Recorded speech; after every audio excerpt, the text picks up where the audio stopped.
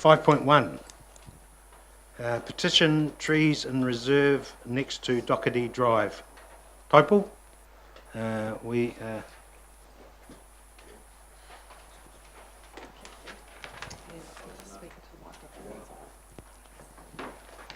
Evan Graham, how are you? Hello, fine, thank you. Okay, so you're presenting the petition Okay, today? sure. Yep. Right, good afternoon. My name is Heather Anderson. I'm a resident of 20 the Pheasant Tail, Brentwood. My husband Graham, sitting here, neighbour of ours just over the back there. I'm here this afternoon to present to the Taupo District Council a petition and relevant photographs regarding the council reserve running north and south of Doherty Drive. Before I go any further, I'd like to point out that I'm here not because I hate trees. I love them, but there are a limit in this instance. As you're aware, or at least should be, we and our neighbours have approached the Taupo District Council to remove and clean up rubbish and to trim and remove some of the trees that border onto our boundary fences. This reserve has become overgrown and messy, and it's now completely out of control with new growth this season. It's also a major health and safety hazard, particularly in regard to fire. We also have to contend with trees that overhang into our properties or tower over fences or push against fences, thus meaning that we as householders have to do any necessary trimming. This is okay to a point, but in the case of the elderly, we're not prepared to be climbing ladders or to prune back branches which overhang our properties, as this is a danger for us. At the present time, some of these trees are 8 to 10 metres tall, some natives such as Manuka, Pittosporum and Kanuka, which could be trimmed or replaced with whai, which means that as a deciduous tree we get more light onto our land. Some non-native species such as birch, bird cherry, oaks, etc. are way too high and should be removed. It's only after 10 o'clock in the morning in summer before I can get any sunlight onto my rear garden and onto my clothesline. In winter, I get nothing at all. There is also a major health risk in that rats are also breeding and have made nests in the rubbish that's been left behind. Trimmings, branches, dead grass, etc. This also adds to the fire risk. Rat traps and our cats have been busy trying to contain the rat problem, but this should be a matter for council, not individual householders. That's what we're paying rates for. Blackberry is another plant which has established itself in and around the trees and which will ultimately end up in our properties, thus causing householders to have to fork out for clearance of this noxious pest. The views of some householders are being spoilt by the said trees and thus possibly devaluing their properties when at the point of sale in the future. To date, I myself have been given the runaround by council regarding these trees, but today I am here to tell you that I've had enough. I'm sick and tired of paying higher power bills to dry my washing when I should be able to put my clothes on the line. I'm also sick and tired of being told that you cannot trim native trees due to legislation, when in fact I look out of my front window at the very hypocrisy of that statement. The council gardens opposite our front door were all done up just prior to Christmas, and very nicely too, thank you, and those native trees were trimmed into nice tidy shapes. Finally, if there were an unfortunate circumstance that a fire should rage through these badly maintained reserves, my insurance company will be acting on my behalf to claim any damages to my property back from council. Sections are now quite small compared to the past, and trees from other sources should not invade the space that you've paid good money for. All we're asking is that Taupo District Council consider their neighbours when it comes to the planting and management of trees on their properties, and if a request is made for them to deal with an issue, that it's dealt with quickly and efficiently to minimise any aggravation that may arise should it be ignored. The ideal solution would be to top the native and remove some of the non-native species so that better airflow can be achieved. As currently, we are trapped in an airless environment with no through flow and temperatures of 30 degrees C, and that sunlight is available to all that border onto these reserves, thus allowing the planting of vegetable gardens, etc. This might also allow the area to be better maintained by grassing or barking under the trees.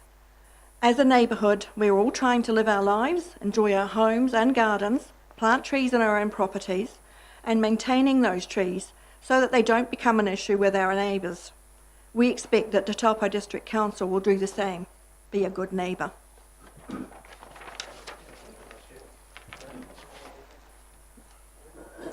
Sorry.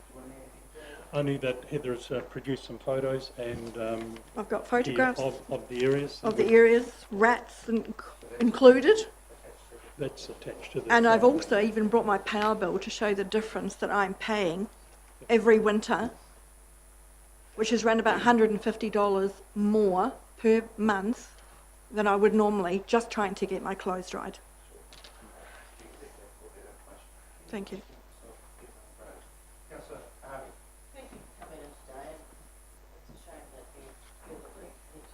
Mm-hmm.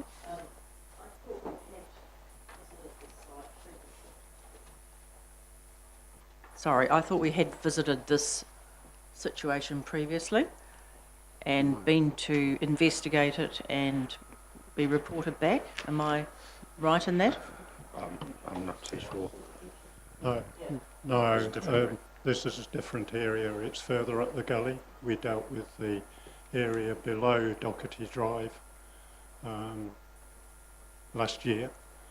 I don't think we made too much difference, but we did take 10 or 15 trees down. I've actually been and had a look at the property when we got the email through, and yeah, there's concern right the way through this particular gully. So what we're doing today is formally receiving the petition. So obviously it'll come up as an agenda item or a discussion document somewhere in the future. So yeah, Fred committee. Yeah, sure. When is the next Fred committee? Okay. Unfortunately, I won't be here.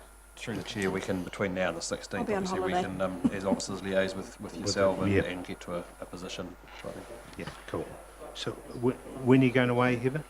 We leave on the 15th Of? April. Okay, yeah. So what Mr. Green is saying that obviously the officers and committee members will get together and see if we can sort of organise where we're sort of heading to before that meeting. So My main concern is at the moment we've still got hopefully a bit of summer to come. Yeah. But when you see the photographs and you see the height of the grass, the rubbish, the blackberry and broom, as well as what's under the trees, the rubbish, it just needs for someone to leave something there, such as a bottle of water even, and for that to be magnified, and we've got a raging fire. Yeah, sure. So Councillor Rankin? does it have to go to a committee? Why can't we just fix it? I mean, it's just I have people come to me with issues like this all the time. They just get fixed. Why do we have to make it into some big deal? Sorry, through the Yeah. chair, if I could elaborate on this. Obviously we've received the petition. The operations team have been in contact with Mrs. Anderson here, and we've got a team arriving there early next week to have a discussion. Plus, they'll be having a discussion with the other neighbours who are part of the petition. So.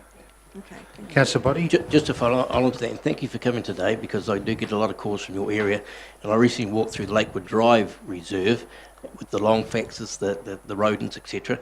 It's interesting you raised the good neighbour, because our policy that was changed in 2014 states, as a good neighbour, blah, blah, will be sensitive to the desires of adjoining neighbours when planting trees and vegetation, desire for views on private property. So you're spot on. It's all very well for staff, and I had an incident with Puniwai where the council, after a couple of calls, or one call to our CEO, it was cleaned up, blackberry get into the property. My concern is to cut down a tree, you have to have the Fred Committee's authority unless it gets transfers to council. That's the biggest difficulty that we've got. The rubbish and that is a simple matter. It's the felling of trees under the policy. So that really needs to be looked at. So I'm not quite sure how to handle Mr. Green, maybe able to give a better suggestion. So no, that's exactly why we're talking what we're talking. So as Kevin says, the team will get up there, we'll have a look and we'll see what we can do. There'll be a whole lot of stuff that we can do just now, and that will be clearing up blackberry and things like that. Things that under policy we need to come back to Fred for. We'll aim for that April meeting to be able to do that, so that then you can get it all resolved by the end of that. There's a certain amount of things that we can do operationally and just get in there and do. But excuse me, as Christine says, this has been going on for probably over 3 years. It's not just the trees, it is the rubbish behind Woburn Place that is on their boundary, on the pheasant tail that comes down as far as we are in Principe. Just fix it, as Christine says. I mean, I can't believe that it's gone on and on and on, and I have attended meetings, and really, here we are, another one. I'm sorry, but I mean, it's just a lot of rubbish out there on this particular reserve and gully. Cool. Okay, so Just quickly, Councillor Harvey? sympathise, frustrated as well. I'm with Christine, just fix it. When you are going, Kevin, or whoever's going to have a look next week, can you just send us an invite? Because I'd like to have a look around at the same time. Thank you. Thanks. Good. All right, there's a suggested recommendation there to receive the petition. Sounds like things are underway, so hopefully we'll be in touch. And nothing else I have to amend on that? Receiving the petition today, yeah. Cool, thank you. Could I have a mover? Moved by Councillor Rankin, seconded by Councillor Hickling. All those in favour, please say aye. Aye. It's against, carried. Thanks, Graham, good to see you. And Heather. Right, 5.2. Petition to stop traffic lights at Norman Smith Street, Waireki Drive. And which we received formally after the march the other day, so we've got that there. So good afternoon, Paul. Mr. Paul Henson. And Paul, let Paul have a talk to the petition. Cool. Thank you, Mayor, Councillors. Thanks for the invitation along today. Just a brief background on the process that in terms of the traffic lights, they were introduced to the long-term plan, 7 sets of traffic lights last year, I believe. There were submissions put forward mainly by myself and some others. The 6 sets of traffic lights were removed from the long-term plan, but 1 set was proposed to carry on. There was a resolution put forward by Councillor Park to carry on with traffic lights at Norman Smith, Waireki Drive intersection, with no particular reason. I've been trying to find out what the reason was for that, for the plans to carry forward with lights at Norman Smith, but been unable to from any of the councillors or mayor. So talking to people around town, basically nobody I have talked to, not a single person, likes the idea of traffic lights. So I started a petition in late 2018, ran for 5 weeks. I got just over 1,000 signatures, I think 1,070 or so, against the traffic lights. So just a complete mystery, really, why the council has decided to carry on with these sets of traffic lights at that particular intersection. I was asked at, I've written and, sorry to start again, at the march, after the march, I did organise last week, which some of the councillors turned up to, thank you for that. I was asked to supply the report that I wrote criticising the traffic design group consultant report, which you guys have used for justification for originally for those traffic lights, which I have sent out, and I'm just wondering if councillors have had a chance to read that. I've sent it out twice, in fact. Cool. All right. Somebody's got it? Yep, yes, and you've read it? Yep, okay. Well, in that, I'm very critical of the traffic design group report written by Grant Smith. There's fundamental errors in it. There's about 20 errors in it. Particularly, I'll give you a couple of examples. One is that they state that around about 4 to 5 times the cost of traffic lights. Which means that a roundabout in an urban situation would be somewhere in the vicinity of $1.5 to $2 million. It's unbelievable that you could actually spend that amount of money in an urban situation. I did some research on it, and you can actually buy a recycled rubber roundabout for $1,500. So compare that to $1.5 million, just completely out of the ballpark. Installation, I would estimate to be about $4,000 for a roundabout in an intersection. There's plenty of space in all the intersections around town for roundabouts, and particularly we're talking about Norman Smith. Is I think it was 28 metres, I think, worth of space available for a roundabout. So there's no excuse there for not being able to fit a roundabout, and also the council owns 25 metres to the west, so if there was any more land needed. But particularly this is not putting forward the idea of particularly of a roundabout, but the petition is against lights. I'll give you another example. When the power failed in town last year for excuse me, for a day, I took the opportunity to video the lights, or the intersection in town without traffic lights for half an hour, and then I came back the next day and videoed it again for half an hour, and the flow was 30% better without the traffic lights. So the problem you've got in town there is that they stop for 30 seconds every 105 seconds to let the pedestrians across. Now pedestrians can walk across any other intersection in town, or anywhere else in town, without the need for traffic lights. So in my report I quoted 33 different international studies that show that there are a lot of advantages for roundabouts as opposed to traffic lights, being cost, safety, flow, driver acceptance, pollution, visual impact. So just what I'm trying to do here is represent ratepayers who are against the idea of traffic lights in Norman Smith, and presented a lot of information and obviously the signatures to that effect. I note that there hasn't been any research from the council to say yes, ratepayers do want lights. There's been no surveys, no petitions, Survey Monkey, whatever. So just my opportunity now to present the feeling of people in town that they do not want lights at Norman Smith. Thank you very much, Paul. Any quick questions from Paul? Yeah, Councillor Jollins. Good afternoon, Paul. Just a quick question from me. When we discussed, oh sorry, I'm just losing my voice, just a second. When we discussed the traffic lights, one of the matters that was brought up was about the safety aspect of the number of school children that need to cross that road in the morning that are coming down Norman Smith to go across to predominantly our colleges. What would be your response to that question about safety and what lights might add to that? Well, have there been any incidents so far? If there's been no incidents, well, there's no problem.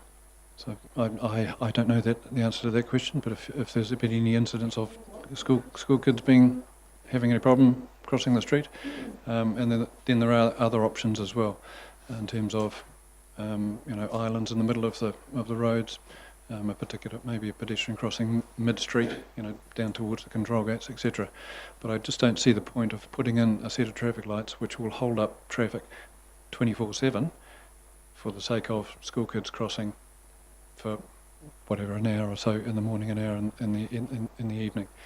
So it's an expensive, Councillor Harvey. expensive option. Thanks, Paul. Just a point of clarification for those who are here today. You did have a meeting, and I had a meeting with you, and I think several councillors did. And to say that we weren't interested or had any ideas on why we thought lights were necessary is actually not correct. I gave you my opinions, and safety was one of them. It was a very important one. And in fact, I think to question that nothing's happened so far, I think is not a good analogy. So you have your opinion, and you've got opinions from various people, and that's great.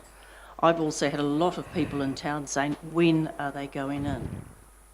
So we have to make a decision based on everybody, but I just wanted to clarify that we did discuss it, and I did give you my reasons. Yeah, as I recall, the discussion went along the lines of you didn't think that I was an expert, and I backed that up by saying I had 33 international studies showing that roundabouts were a better idea than lights, and secondly that you talk about safety.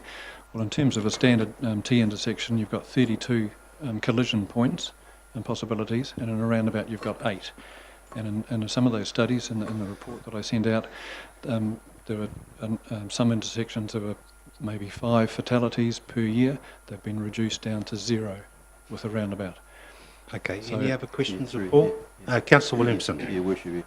Yeah, thank you. I just at this stage, I really just want to give respect to the the ability to present the petition, but I just want to clarify, just picking up Councillor John's point. I remember we at the decision point, the critical point, whether you agree or whether we agree or not, it was exactly a safety issue. That was what basically tipped my decision anyway, because there was a lot of debate either way. And I also do recall through the consultation submission process, there were people, notwithstanding the limitations of consultation, getting everybody, the 22,000 people in the community to engage in it, which is never going to be possible, unfortunately, but there were people in support of lights, from memory. So I just want to thank you, just for going there of organised the petition, and we respect that. Thank you. Thanks, Councillor Williamson. Councillor Body. Thank you, once again, Paul. Thank you for your efforts again. It's rather interesting. About, I'd probably say 3 months ago, my fellow councillors will correct me if I'm wrong, we had comments from Councillor Rankin in regards of traffic on Marpra Road. We had comments from Councillor Jolins in regards of Kinloch, and I was commenting on comments that have been made to me from the Nuka area, which I'm from. Basically saying things are starting to work, particularly since that zip sign went in coming down the hill. Now, we've got the question of safety, which I fully endorse. However, today, on this agenda paper, we're looking at putting a pedestrian crossing in Spa Road for the safety of children crossing the road. So, on the anecdotal evidence that I'm receiving, do we now put this thing on hold until our full traffic management plan's in place? That includes a bridge. Because we may be taking actions at 485,000 versus the price of a roundabout. So I'd prefer council now to do further due diligence on the whole issue, and maybe, as you suggested, that crossing, because we're going to today debate one on Spa Road specifically for the safety of children crossing. So that's where I'm coming from at the moment, Mr. Chairman. Okay. All right. And I would just have to say sorry through the chair that I support Councillor Body on this particular one. I've had a lot of feedback from Acacia Bay and from Kinloch that the issues have reduced significantly since we put those short-term effects in, and I would urge us to take a bigger picture of the final solution. Safety is an issue. I completely agree. I see children cross there, but is that the right solution for that particular issue? And I would really like to see us put this on hold till we fully understand. Okay. All right. Thank you, Councillor. So today we're receiving the petition. There's a recommendation there, and no doubt that will be considered at some stage, and perhaps it will come back. What's the process here? So, Mr. Chairman, through you, we will be bringing back to you an item to award or to consider awarding the contract for the installation of the lights. You'll remember that we've gone through the process of seeking tender, so that's an opportunity for you at that time to have the discussion about whether you wish to continue or not. Cool. Okay. Hopefully at the next council meeting. Yep. So just to clarify, there's no planned works at this stage. It still has to come before us? Not until you approve that budget. Okay, so there's recommendation to receive this petition. Thank you, Paul, to you and your supporters. Moved by Councillor Body, seconded by Councillor Jollins. All those in favour, please say aye. Those against? Carried. Thanks, Paul. Thank you. Right, 5.3, licence to occupy fly line at Hipepatua Reeds Farm. Have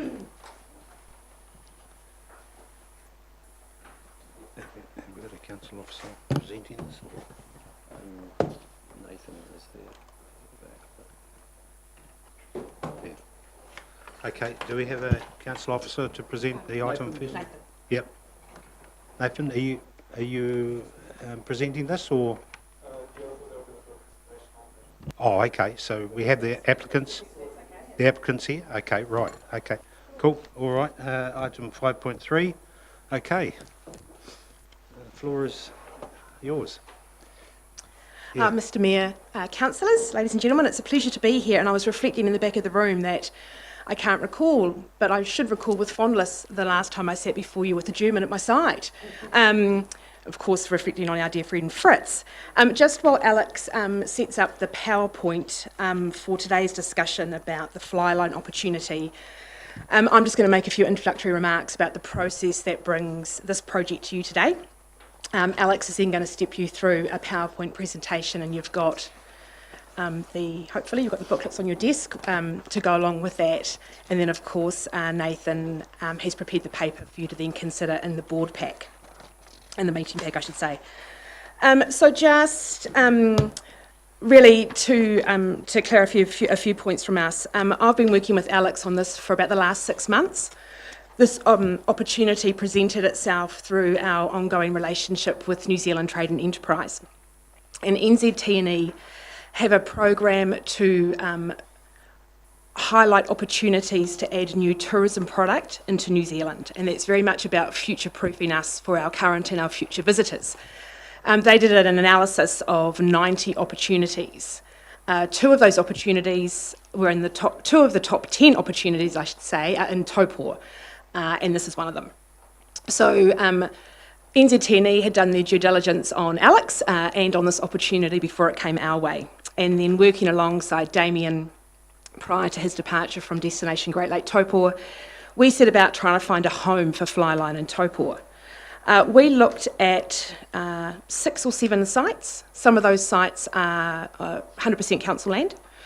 Some of those were iwi land and a partnership opportunity. Some of those were private. The criteria really for the ideal site for this opportunity, it needed to have some gradient, it needed to have a fall, it needed to have some trees because, as you see, the fly line is attached into the trees. It needed to be close to the CBD and ideally, located along or near other complementary tourism activities, because what we're trying to do is create a cluster of tourism opportunities rather than have them scattered all across our district. And in an ideal world, the riders on the fly line would be able to enjoy views of the river. I would acknowledge that this project is very much in keeping with the goals for the district that are confirmed through the District Economic Strengthening Strategy.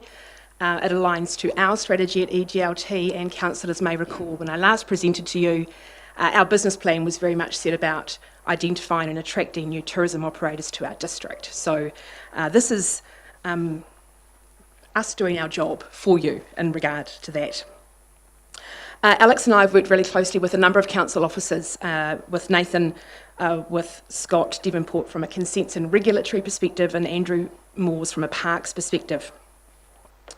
I just really wanted to acknowledge that we understand that this is kind of a new idea for you guys to consider, and it's something that we haven't socialised with you prior. Oh, we have in a different operator in a different location. Yeah. Quite a different thing. Yeah, quite a different thing to a zip line. So yes, council have previously considered a zip line operation in a different area of Wairākei Tourist Park. This is quite a different product, which Alex will explain in a minute the difference. It's always really hard for us to determine when's the best point in the process to bring these things before you, because until we've done a decent amount of feasibility work and due diligence, we don't actually have anything to present. So we have been undertaking some feasibility work on those potential sites. Like I say, we landed on the Reeds Farm site, and that was universally agreed by the council officers and ourselves, and of course Alex is the investor and the brains behind it as being the most ideal site. Our plan had been, after today, if council were keen to take it further, that we would then undertake consultation with the neighbourhood and the affected parties, and also with iwi. We didn't feel that it was appropriate to consult on something before we knew whether it was even potentially going to go anywhere. Otherwise, we're talking about something that might not ever happen. I would just lastly like to add, before I hand over to Alex, that this project has our full support, and also that of DGLT's from a pure economic development perspective. It's adding an amazing tourism product, unlike anything else in New Zealand. But also there's some real value to add into a quite neglected part of Hipapatua. To say that it was a shambles when we went in there is a bit of an understatement. Yes, we did have to have some operators in there on site because we couldn't even get in there. We found 2 abandoned cars that had been dumped in there. It's not in a nice state, and it's not in a nice state that our local community or our visitors can enjoy. So there's an extra benefit from an opportunity like this, where you're actually going to be using some private developers' funds to add value to a public asset. And to me, as a ratepayer and also as your ED expert, I consider that a double win. So that's all I'd like to say for now. I'll hand over to Alex to step you through the presentation, and then obviously we can answer any questions as we go or at the end. Thank you. Welcome, Alex. Thank you, Kylie. Dear ladies and gentlemen, dear councillors. First, I'd like to introduce myself. My name is Alex Schmid. I'm the founder and developer of the Redwoods Tree Walk in Rotorua. And now I'm working on the development of the flyline distribution here in New Zealand, where I'm holding the exclusive rights for. This proposal is for, as Kylie said, for a flyline concept in Taupo at the Hipapatu Reserve. And I think this activity will heighten the visitor's experience of this unique scenic location, as you see on the picture. And at the same time, I think the concept will respect and blend into the natural environment rather than detract or from it in any way. So, the important question, what is a flyline? Flyline is exactly the opposite side of zipline. Flyline is an exciting new development for ecotourism. It's a soft adventure experience and it makes wave in Europe in a couple of locations. As I'm bringing this innovative product to the New Zealand market for the first time, Taupo will be the only place in the southern hemisphere where a flyline will be installed. The combination of the idea behind flyline is going through the forest and exploring the nature in a silent, calm way.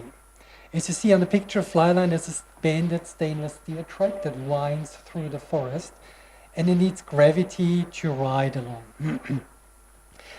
Thanks to in its innovative braking system where the trolley glides along the track, flyline is absolutely soundless. Who can ride on a flyline? Flyline, or you sit in a seated sling on a flyline, and you glide along on a gentle speed between 6 and 10 kilometers per hour. This means it's a slow, enjoyable ride. As I said, completely the opposite side of ziplining, where you rush like a cannonball through the environment. It's made to enjoy the scenery and to see the birds, or to hear the birds, to see the river between the trees and all these nice things that we found on this reserve land. I think all these things can people enjoy during their flight. Who can go for a flyline ride? It's a wide range of customers. It starts from children from 6 years on with a weight of 30 kilograms, and up on top is no limit for that. Younger children can go for a tandem ride with their parents, as they're too light for the gravity system. What's our target market? It's mainly, for example, the domestic market. Within a reach of 3 hours around Taupo, this is around 2 million people that we maybe can reach. And flyline offers a structured, safe ride. There are no safety trainings or other highly physical activities necessary. I think flyline is the new stage of ecotourism by exploring nature in a responsible way. What I'd like to show you is one of the videos of flyline that I took on my own ride when I visited the flyline site in Italy. And I would like to ask if we can turn up the volume quite high, please.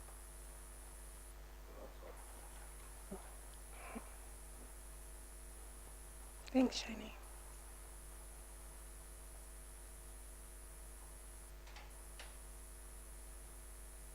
And I would like to that you really listen what it is.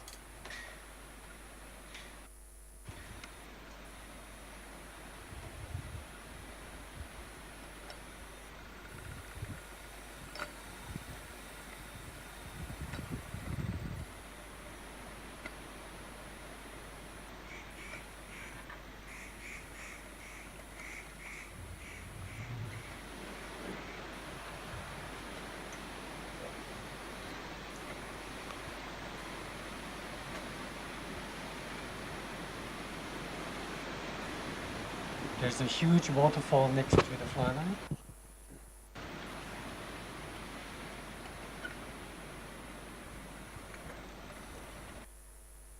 And the next video is just to see how visitors enjoy the ride and how it looks from a distance.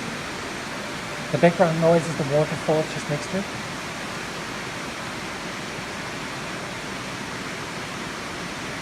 So that's the original speed of the experience and how it looks like.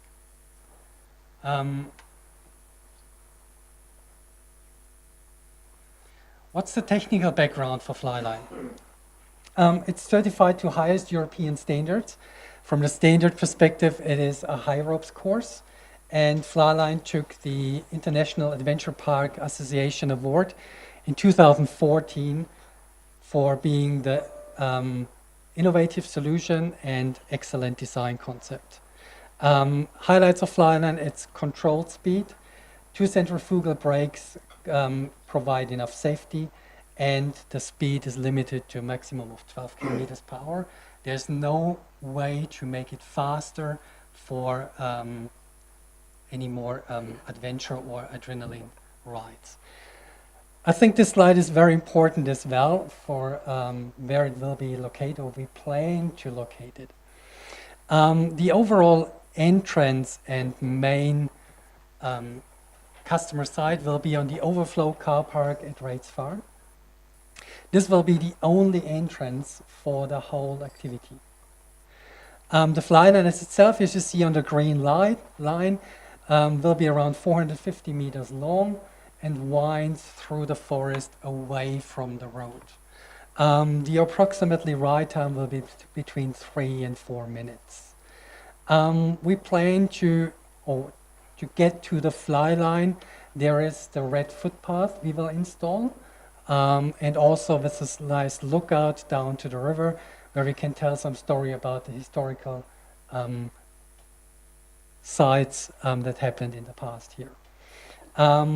This opportunity gives us also control, as Kylie mentioned, for pest control and for the weed control as well, as we think quite a nice replanting would be a good opportunity as well to make this abandoned site, bring it back to life. For us, it's interesting also to install a nice small coffee where we can host our guests after the Flyline ride to enjoy the scenery of the river. Yep, oh sorry, yeah. There will be, the shuttle system need to be transported back to the start point, and this is the yellow line. It's a straight transport system where only the shuttle devices gets automatically transported back. The walking tracks we think to install, it's just a normal metal walking track. We will install some information boards around it, explain a bit more of the flora, fauna, of the renaturation program we plan to do, and also for pest control. To make the walk up more enjoyable, we think to install some educational and entertaining areas for children, like a slide or climbing obstacles or something like that. The start platform as itself will be away from the road. So it will be around 15 meters inside of the forest area, not higher than the trees, around 10 to maximum of 15 meters in height. I took the sample from the tree walk. I think it will look like that a little bit. And so it will not deattract and blend into the forest. I think the access way will be with the staircase that's installed in it. The landing platform at the end of the Flyline ride will be a small wooden platform in the size of 3 to 6 meters around, where the guests are landing, removing the harness, and can walk from there back to the coffee area, to the deck. And we think to install a customized 20-foot container as a coffee to make a nice, suitable site.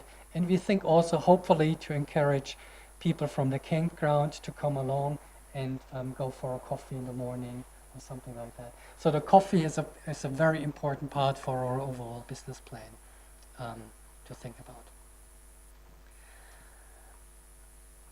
what's the benefits for the product as itself? I think it's encouraging people to learn about the culture, history, and nature along the river. It's quite a significant site. Develop a new ecotourism attraction with minimal environmental impact to lead Taupo to a superb example for sustainable tourism. As I said before, as I'm holding the exclusive rights, I'm controlling where a fly line will be installed. So Taupo could be an installation without any others in a wider distance. It's quite a great opportunity. Protecting natural fauna, allowing controlled access to the area as well. As Kylie said, we found a couple of cars, a lot of rubbish, so we will look after the reserve. What's the benefit for the community? We think to employ 15, 20 full or part-time staff. Education, including children and school groups, if you just think for the lookout and replanting program, we think. And overall more income through tourism, as I think Flyline will increase the overall length people would like to stay in the area. Benefits for the visitors, increasing number of people looking for temporary return, and especially for a short thing without a big planning phase. So you arrive on the site, you get your ticket, you walk up to the start point, get in the harness, and have a couple of nice minutes for a ride. You don't need to have a big safety training with helmets and other stuff like this and carabiners, nothing like that.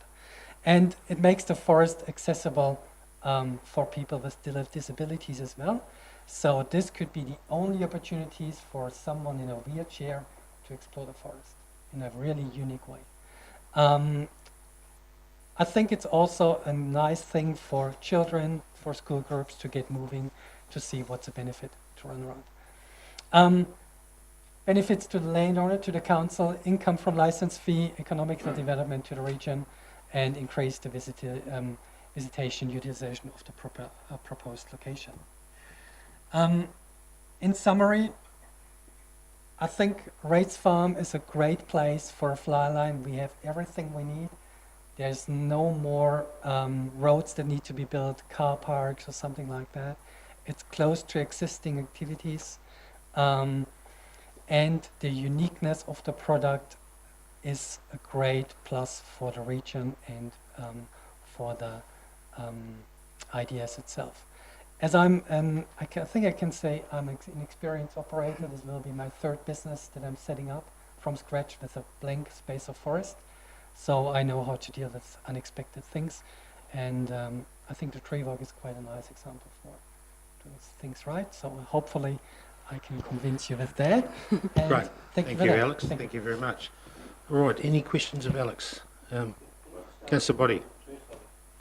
The map that you've got up there and the map that's in our agenda, two different maps. The reason I asked that is that doesn't seem to be built up.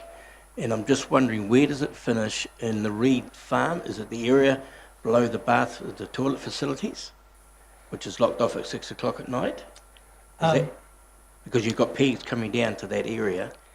Yeah, I can help answer that, and I might have to hand over to Nathan, but that's the overflow upper reserve car park that you can see at the top, and you can just see below that there's another car park entrance. The main car park entrance is the one at the top of that image, which is the one that's closed at 6 o'clock and also at certain times of the year.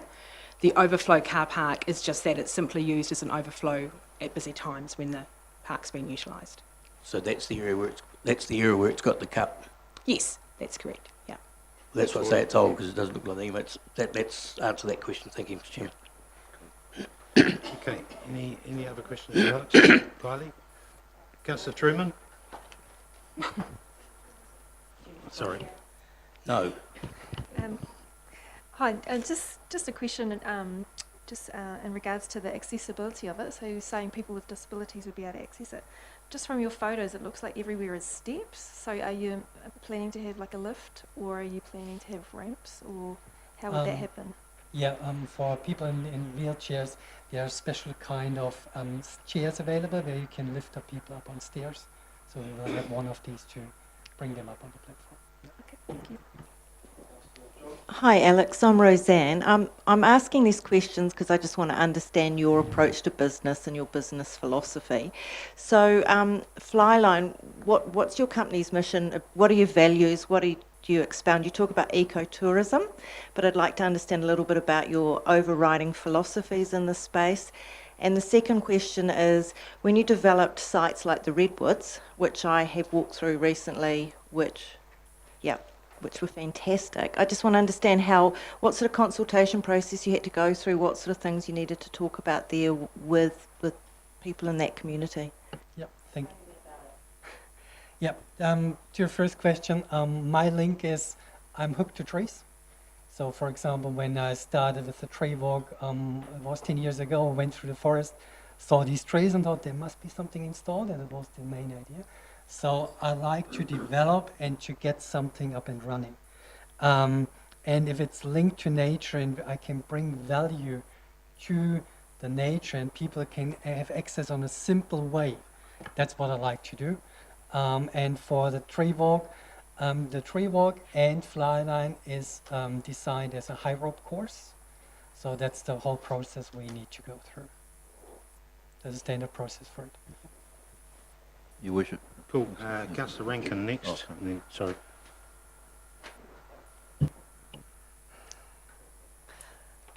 I think it's an absolutely brilliant proposition. It's the kind of thing we've been waiting for a very long time, but the hours of operation are going to be really vital in terms of making this work for the people around and about. What are you proposing in terms of that? Or do you have a proposal for times? Not really at this stage. Yeah, it's definitely... You're open to what that might be? Yeah. Okay, thank you. Councillor Williamson.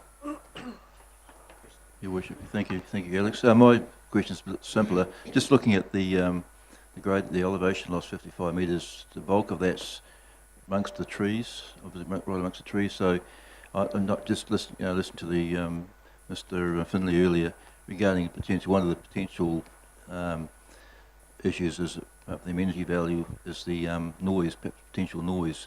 So that would potentially possibly mitigate a lot through that section there anyway.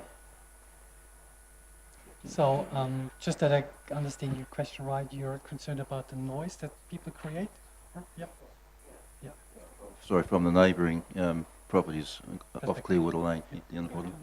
Yeah, I guess I totally understand the question and the concern, and that was why we were hoping by showing you those couple of videos that you'd get a sense of not only that it's fundamentally different to a zipline operation, which is all about speed and fear and screaming and yelling, and it's actually all about getting out and being absorbed in the peace and the quiet of the nature.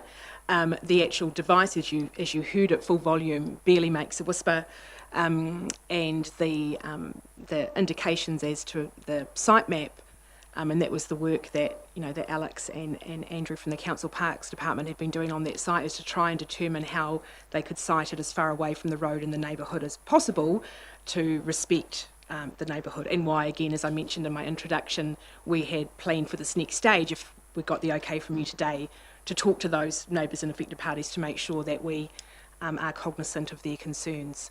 And I think just to circle back to Councillor Rankin's conversation, the hours of operation would be part of that conversation.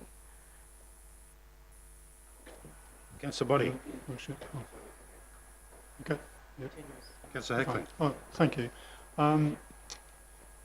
Whilst I know this may take time to build up, but you're estimating 45,000 visitors per year, ultimately, should we say, correct?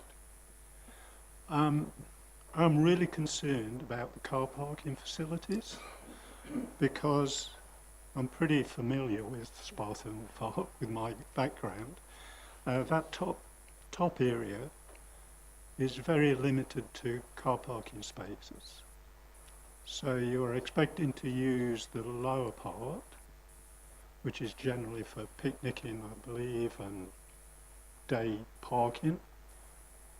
But that's not capable of accepting all these numbers of people. So can you give me some comfort that you've looked at those things to accommodate ultimately where we're going in the future? Yes and no, Councillor. I think it's fair to say that we've had some really positive and lengthy conversations with Scott, in particular around resource and building consent, because this project would have to come back through those regulatory frameworks, and part of the consideration then would be some detailed design around parking, accessibility, hours of operation, where overflow parking might exist, if there is requirement for bus parking, for example, coach parking, etc. We haven't done the detailed design work on that at this stage, because again, as I said, it was trying to get the timing right as to when to bring it to you. We didn't want to go too far down the track that you felt like we were predetermining an outcome from today's conversation. So I think it's very fair to say that it's very much on the work plan, and we acknowledge that it needs to be addressed. There is a desire, and when we talked around the team about it, there's a real opportunity to potentially access some central government funding to bring some of that work to life with regards to improving the amenity, utilising, for example, the Tourism Infrastructure Fund, which is designed just for this purpose, or potentially the new International Visitor Levy Fund, which is also designed for this purpose. So there's an opportunity that potentially we can JV to develop that parking area and that rest area, and which is basically what it is now. Or I don't quite want to know what gets on in that area at the moment at night time, to be honest. To improve the amenity. But I completely take your point. Yeah, because even Oka Falls Road is not a good access No, road it's not. to reach to the park itself. Yeah. And I understand, and again, I'm speaking in advance of the council officer who knows this information far better than I do, so I apologise if I get this wrong, but I do understand that there are plans in the long-term plan to improve a number of those infrastructure assets in that area. So there's an opportunity, like I say, to potentially JV, and that might enable us to bring those forward. Just through the chair, I've got a couple of questions for Nathan, but can I just ask, when we did the district, or you guys did the district economic strengthening strategy, is the Hipapatoa reserve in scope of the Wairaki Tourist Park master plan? So and Jess might be able to answer this better than I, because again, it's her document as a council officer and I'm not, but the opportunities to extend tourism offerings is in the strategy, and Wairaki as a wider area, not just the geographical existing tourist park, is included. Councillor Williamson. Oh, you wish, thank you. I was just picking up, on Councillor Hickling's point about obviously Hooker Falls Road, notwithstanding the speed limit's been reduced. It probably is concern to some of the neighbouring residents anyway with the noise, but probably I'm just whether it's a great analogy with the Hooker Falls car park. How many visitors go through there every year? So a lot more than 45,000. So I wouldn't like to second guess to say that even it's the ideal situation for Hooker Falls, but yeah, just maybe just give some perspective, context. And could I just a comment around 45,000 sounds like an awfully big number, and I appreciate that, but that's sort of predicated on 50 people a day in the quiet time and 150 people a day on a busy day. So whilst it sounds like a very large number, when you actually break it down across a trading year, there will obviously be peaks and seasonal variations, but it's not anything like the volume that already is travelling down that road heading to Hooker Falls. Councillor Boddy.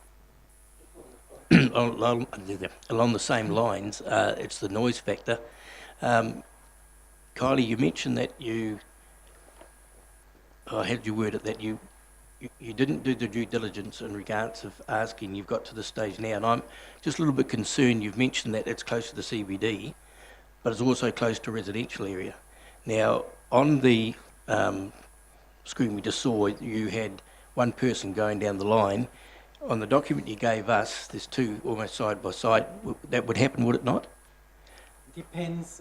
This is a tandem ride. This means children goes with an adult down on the right. It's not the usual thing.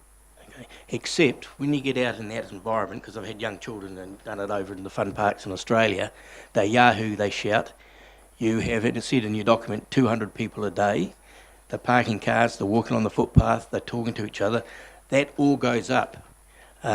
And I'm also very concerned about the damage that's been done so far without approval from this council, but we'll debate that a little bit later. So I'm just going to ask Kylie, did you look at the management plan for Reed's Farm to see whether it allowed this sort of activity to take place? That's probably a question better asked of Nathan, but yes. Okay, thank you. It's in the agenda. So we'll find out get Nathan's answer. Thank you. Look, I just had one last quick question because I realise we've got a lot to get through.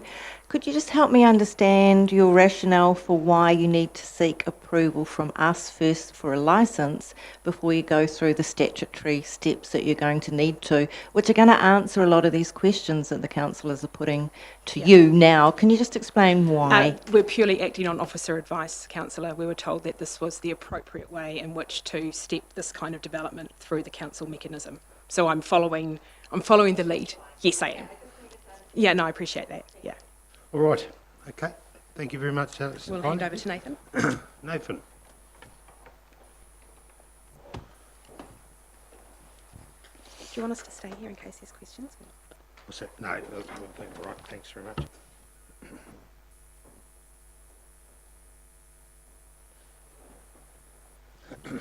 Afternoon, Nathan.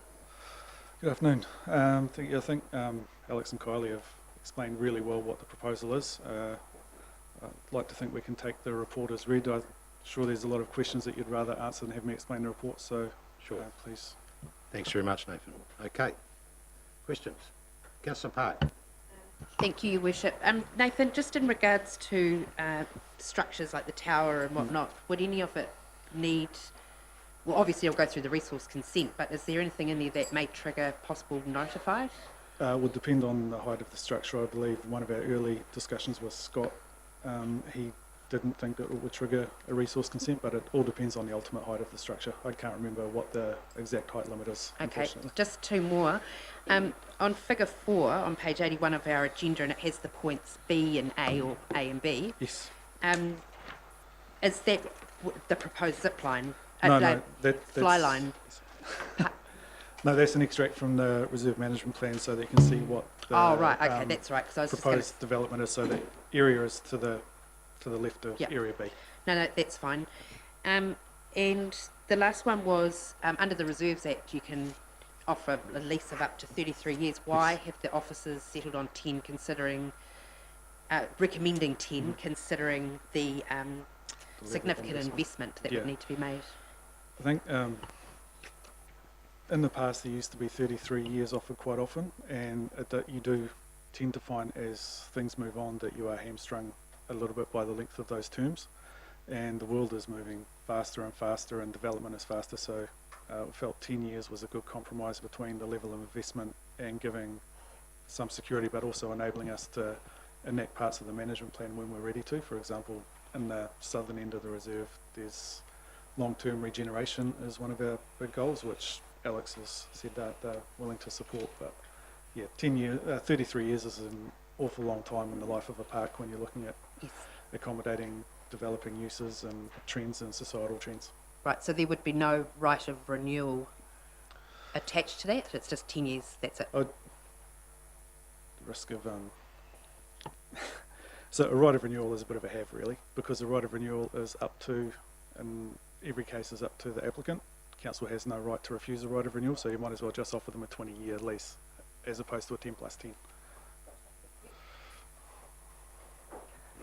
Great. Councillor Body. Yeah, thank you, Mr. Chairman. I noticed in the agenda, Nathan, that you mentioned that it's under the Reserve Act 77 54D.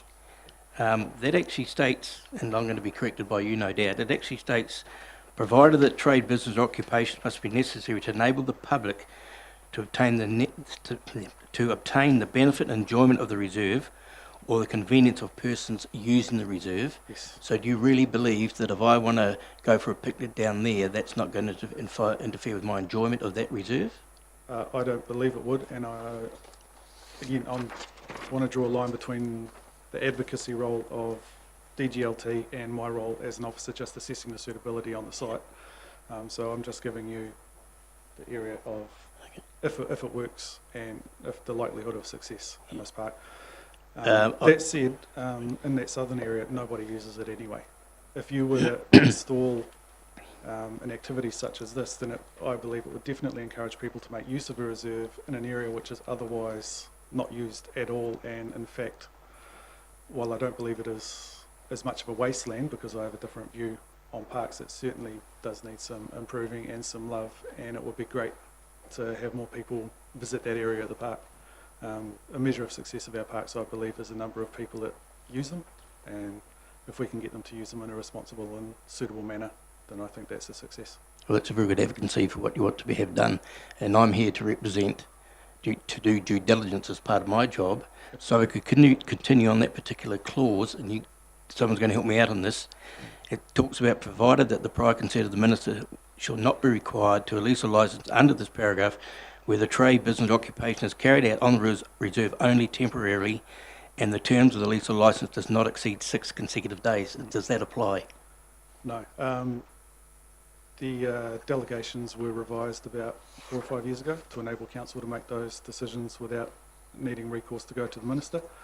The purpose of that is if there's a commercial activity of less than a week, then you can approve that without needing to go into, I think it's section 119, 120, which is the public consultation section, which is a lot of what we do on Tongariro Domain. Activities of less than a week we can approve without needing to do public consultation, as well as it being in the reserve management plan. Could I then just finally, before I continue, find out which clauses under the Act do you use to suggest that this is an activity that could take place?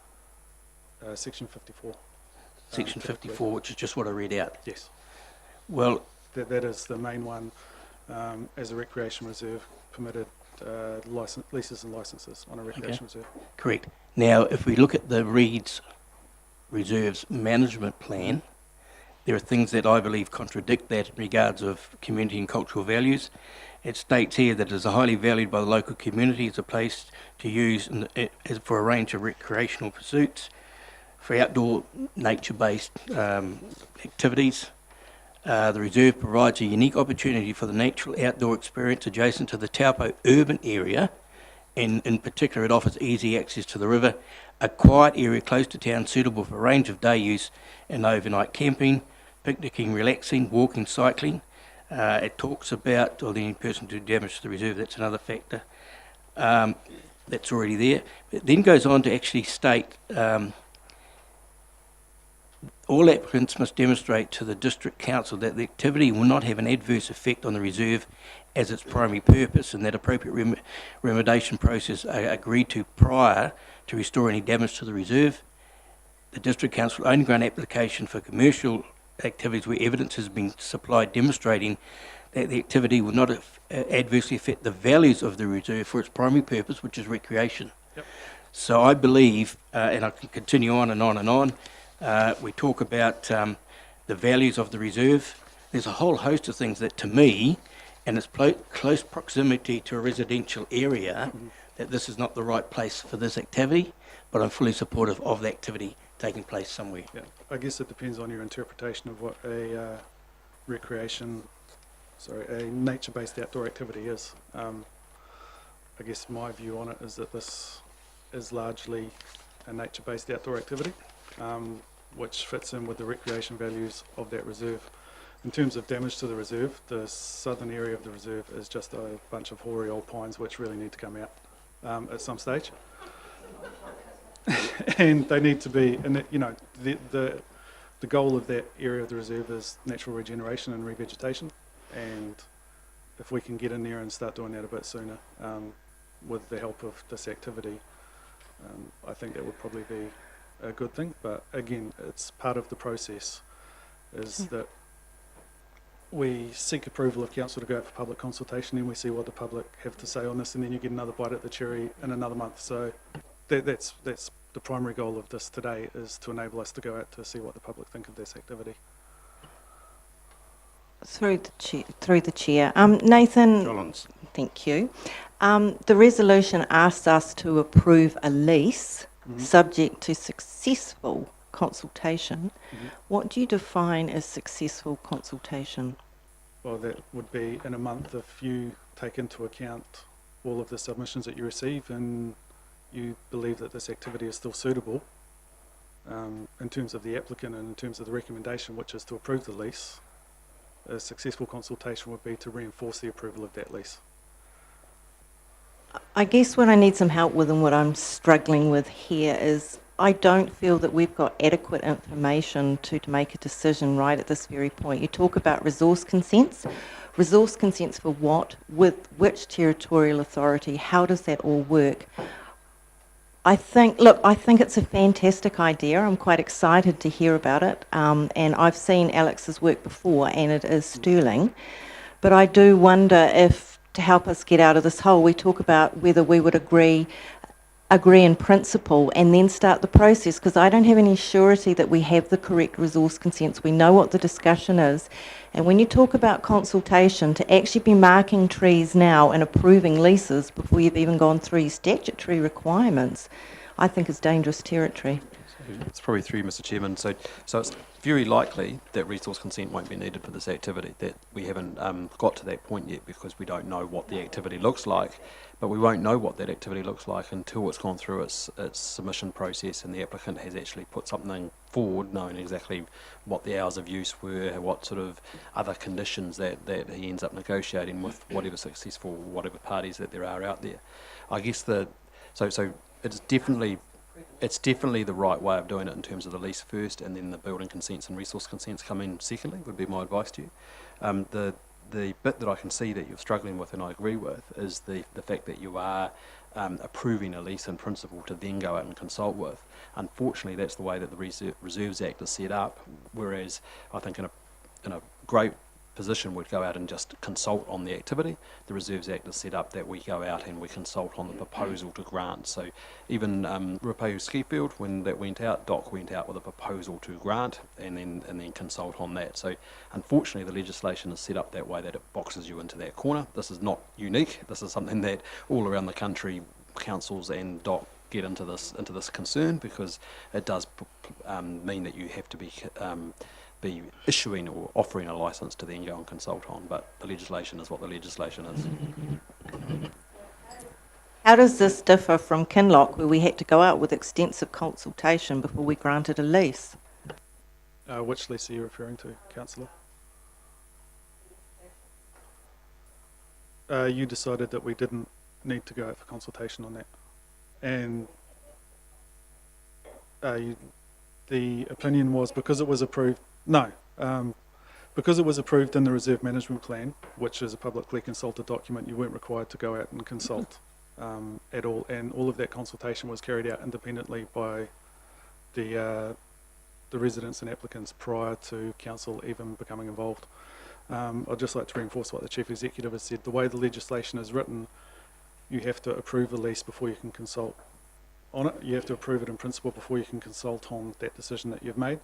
Ideally, I would have preferred to have the presentation made and then to gauge the feeling of whether it's successful, and then come back to the next meeting with this recommendation once we've figured out some of these details which you are talking about. But we have been asked to accelerate the process due to trying to, if it is something that you would like to see happen, and to meet some of the tourism deadlines in the high seasons. Councillor Hickling. Thank you, Your Worship. Nathan, can you please assure all the councillors that when you're talking about consultation, we will contact all the people concerned, the adjoining property owners across Hooker Falls Road, and make sure that they've all got the opportunity to put a submission in for or against, please. Oh, absolutely. We will be doing much more than our minimum basic requirements due to the high level of interest and potential perceived impacts of this. And the neighbours, obviously, of all our reserves, have a huge interest, and we would be remiss if we didn't approach them and let them know of this personally. Okay, thank you. So the intention would be to consult with iwi as well, because there's obviously a significant site as indicated on the map. Have you thought through that process?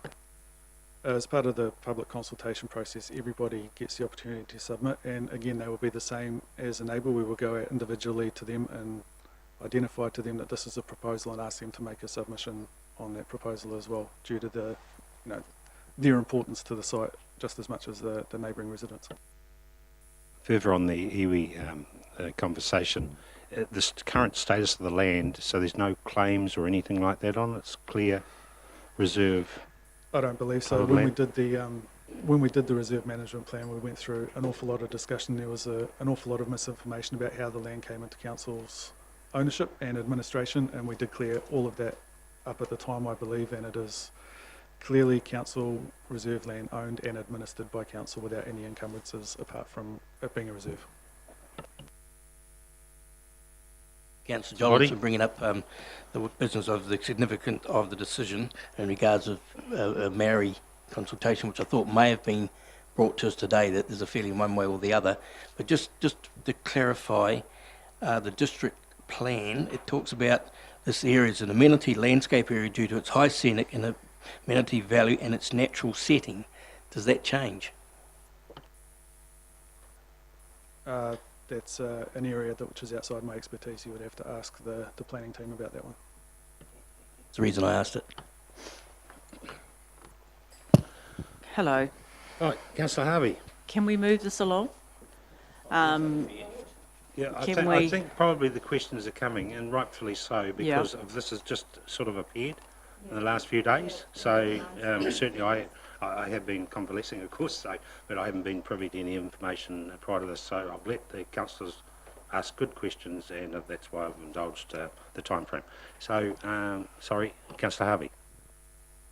It was just really just to, I mean, I think we all agree it's got some great positive attributes, and we acknowledge the concerns of those in the area who've been here today. We fully understand that, but we also have to look at the upside as well, and let's just find out what the community wants, rather than get bogged down too much on how it couldn't work. Let's see how it could if it turns out that that's what everyone wants. Mr. Murray. I'd just like to point out that you're able to do more than just meet your minimum obligations of public consultation. If you want to extend that period, if you would like us to carry out a certain process in order to give you some security and certainty of the information, then you're well within your rights to ask us to do that. I'm just giving you the legislative minimum requirements, which is 1 month consultation. We're obviously more than happy and welcome to do more than that if you choose to. Okay, all right. So there's a suggested recommendation there. Councillor Hickling? Well, I was just going to question whether we've got this recommendation worded correctly, Your Worship, that was all. Whether we can approve in principle In principle. Licence, and whether we need to say it's a 10-year licence. I don't, this is, I'd like to at least try and approve in principle a licence to occupy, but I don't know whether I'd like to agree with a 10 or 20-year licence at this stage. Yeah. Look, I just need some clarification on the suggested. Okay, we'll go straight for the clarification there. Is it possible, Ella? Nice to see you. Ella's the corporate lawyer. Is it okay to approve a licence in principle? Yes, I just drafted up some alternative wording for your resolution. I'll just read that out loud. Yep. So, pursuant to Section 54D of the Reserves Act, Council agrees in principle to grant a 10-year licence to occupy to Full Nature New Zealand Limited for the site of the southern end of Hipapatua Reserve / Reeds Farm, subject to the outcome of public consultation to be carried out in accordance with the Reserves Act. So just regarding the public consultation, have we added the words full? That means everyone in New Zealand, does it? So there'll be, the process in the Reserves Act requires you to put a notice in the newspaper, Right. and we'll also do other methods that our comms team consider appropriate. Okay, so just public consultation will be enough there. You're happy with that? Yeah. Can we just see that particular suggested resolution, because it's different to the one, please? Councillor Jollins? Look, I'd be more comfortable myself if we could put in principle. Do we also need to put subject to the relevant resource consents, or is that one step too far at this stage? No, because we don't know. Come out of the public consultation.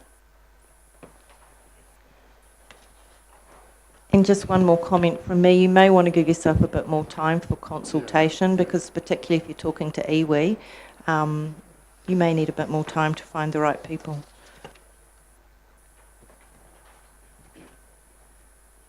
Well, if you can you perhaps read it out again? Yeah, so just go on the screen. The licence terms will require resource consent, so the licence will be subject to any resource consents required. So we've got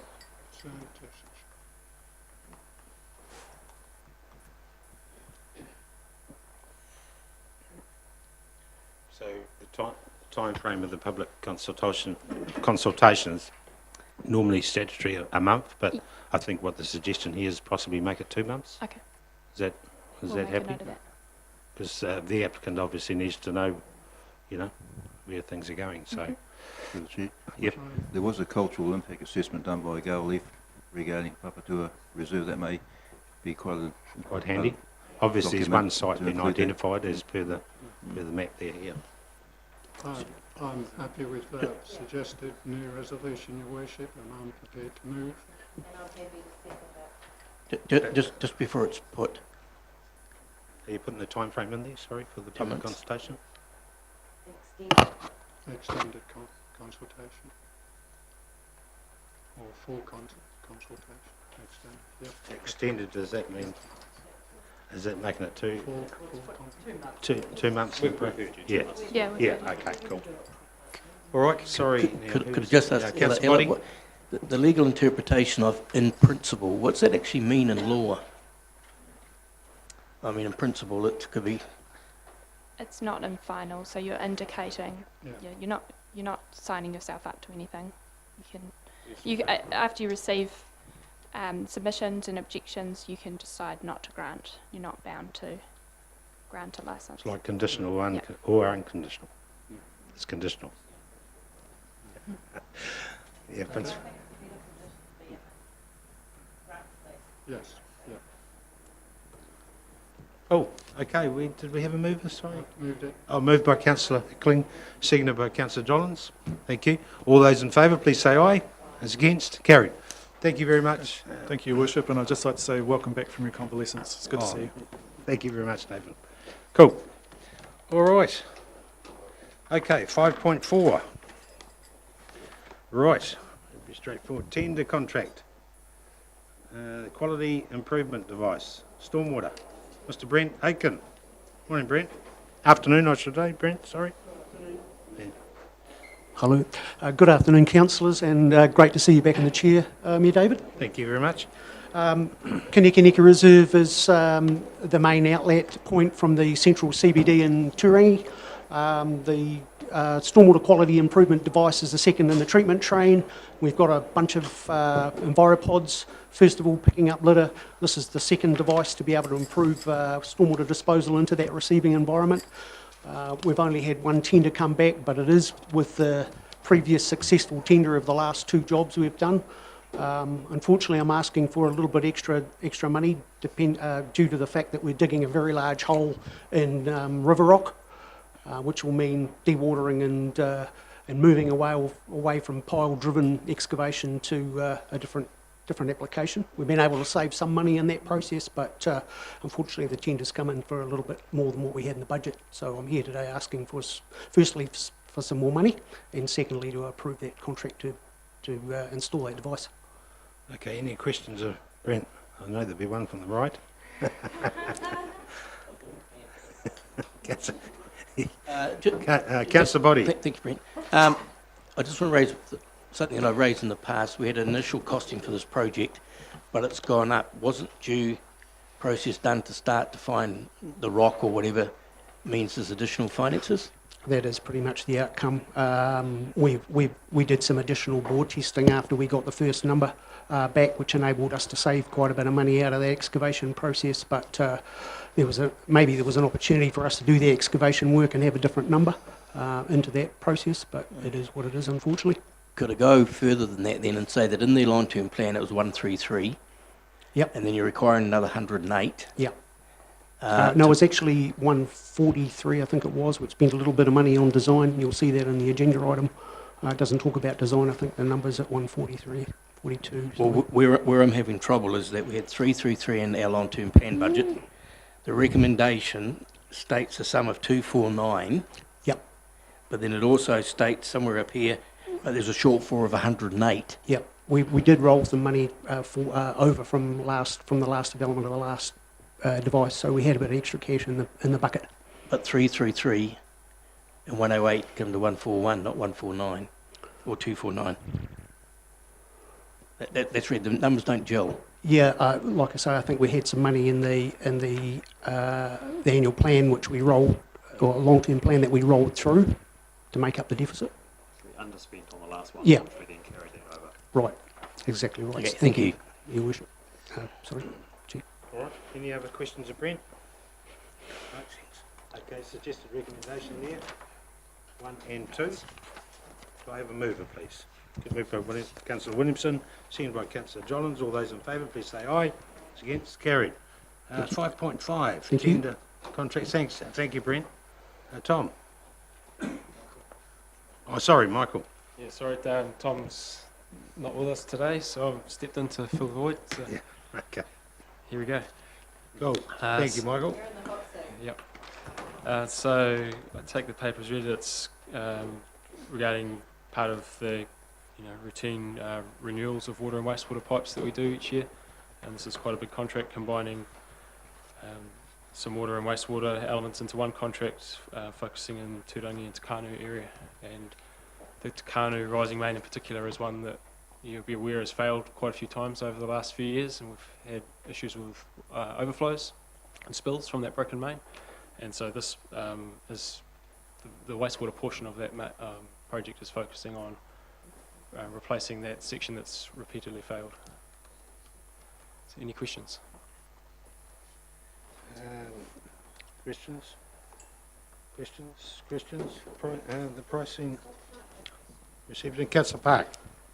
I'm just pleading ignorance in this case, but with the committee that Councillor Williamson co-chairs regarding the wastewater project, does this have anything to do with this one? I'm just wondering. No. So there's no cost efficiencies or anything to be No, gained? this is a like-for-like replacement of pipes in the ground. That's a process to do with wastewater disposal from the treatment plant. Cool.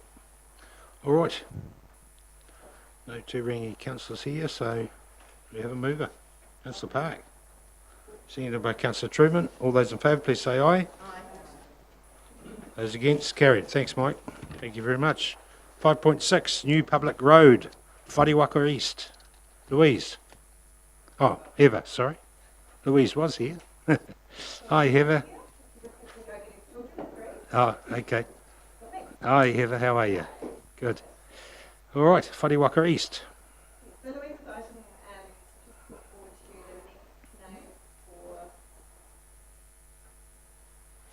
The next name for the next road for the Whariwaka East subdivision being Maru Terrace. It's been through the consultation process, been no objections raised, and so we'd like to put that forward. Cool. I'd move, Mr. Chairman. Easy to pronounce. That's good. All right. So moved by Councillor Body, seconded by Councillor Park. All those in favour, please say aye. Aye.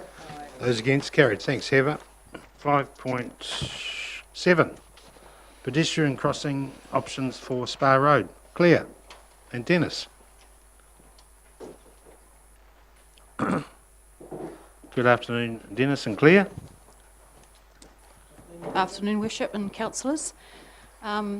This agenda item is in response to a petition that we received last month, I think, from Jill Richardson. Yep, we can hear. Keep going. Oh, okay. Yep. And it was in request to look at or consider some pedestrian crossing facilities within the lower Spa Road.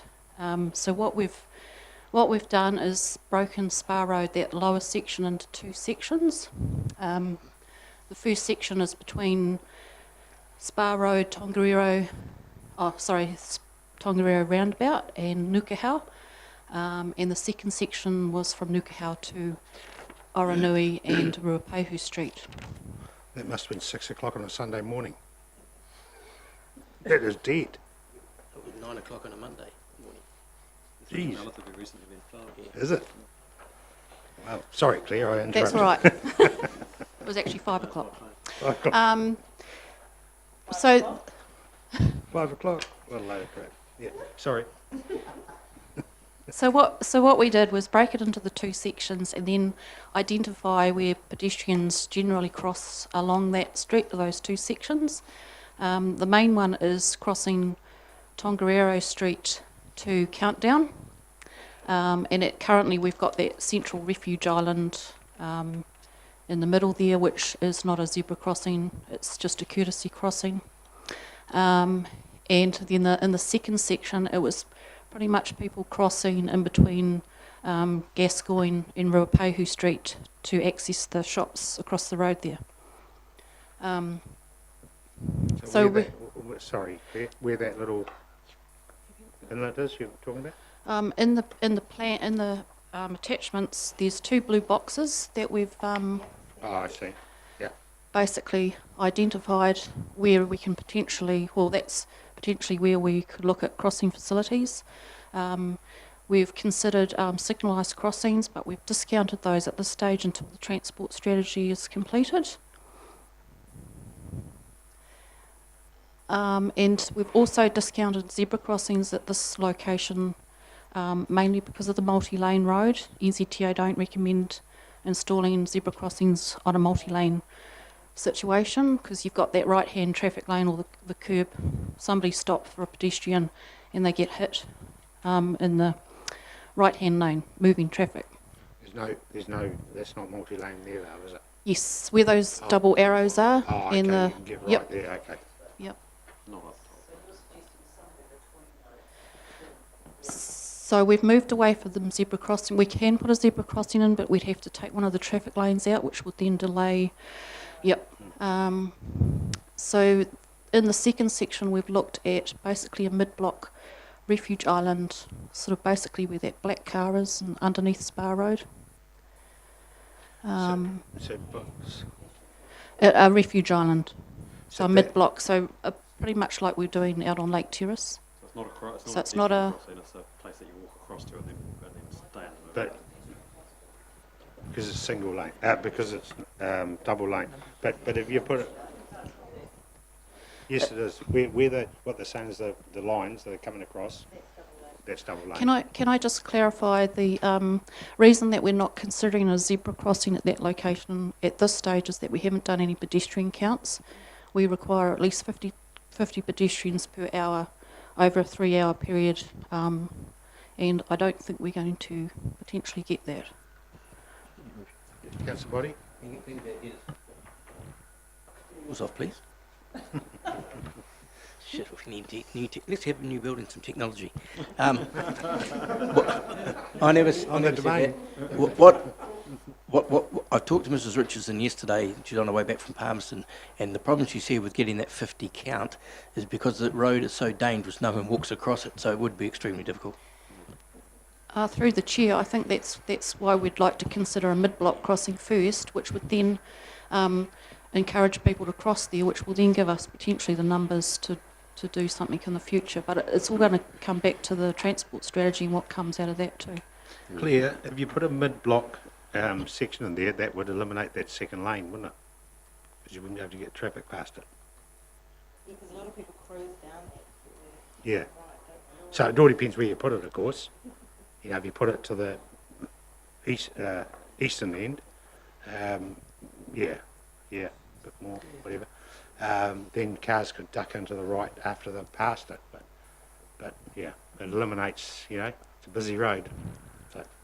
Your worship. Oh. Yes, Councillor Williamson. Sorry, you finished? Yeah. It's going to be a very... my apologies. No. There's a probably a very logical explanation with regard to, obviously to do with pedestrian counts, etc., like the one at the college. There's a crossing up there, and there's obviously peak times for the college students crossing. Is it to do more with the traffic movements or the traffic volume of people crossing, as opposed as to what the justification of putting a crossing down further down where we're proposing? Yeah, through the chair, your worship, one of the primary considerations when you're looking at pedestrian crossings and this magic number of 50 is if you have few pedestrians using a pedestrian crossing, motorists are driving through and don't see pedestrians. A pedestrian crossing to a pedestrian gives them some comfort and protection that, hey, I've got a pedestrian crossing, I can walk out in front of a car. If motorists driving up and down the road don't see too many, someone's going to step out in front of a pedestrian, onto a pedestrian crossing in front of a car. There was a pedestrian crossing at the bottom end of Spa Road, and there was a fatality there, and that pedestrian crossing's been removed. We've also recently had a fatality up at the pedestrian crossing on Rifle Range Road as well. That's one of the challenges, and that's why you really need that critical mass of regular use of pedestrians to create the environment where there's lots of pedestrians crossing the road. A pedestrian refuge will enable people then to do the crossing in two legs, so they get to the middle and then they can get to the other side. That encourages pedestrians to use the road, and as they use it more, then you build the counts up to help justify the pedestrian crossing. Dennis, what's the story? There was one there before, and we got a submission from the shop owners to get it taken down? Is that right? Yes, that's correct, Your Worship. A number of years ago, the owner of that block of shops wanted to encourage pedestrians across to the shops, and he was going to fund a pedestrian refuge. We left him to undertake the consultation with his tenants. We started building it. He was going to fund it. Some of the tenants didn't like what was happening because they were going to lose parking, and so the job was stopped and we removed what we'd put in. It was over the parking, that's right, yeah. You will lose about 5 or 6 car parks. Oh, really? Yeah. In the morning, that Paitiki shops, that area, there's humming with people parking to get their food, and school kids are in and out of there, going up the road. It's not Paitiki. Yes. Yeah. Not Paitiki, yeah. Paitiki, yeah. Pie shop. Pie shops, yeah. Yeah. Yeah. No, I'm doing it. Through the chair, you would need to lose those car spaces to get the visibility of people, because they'd be standing or be walking out between parked cars. So we'd need to remove that to increase the visibility of the pedestrians waiting to cross there. I suspect you're going to get the same issues again then. Yeah. So we need to consult. Has there been any, dare I say, consultation with Not at this. No. Not at this stage. Okay. So.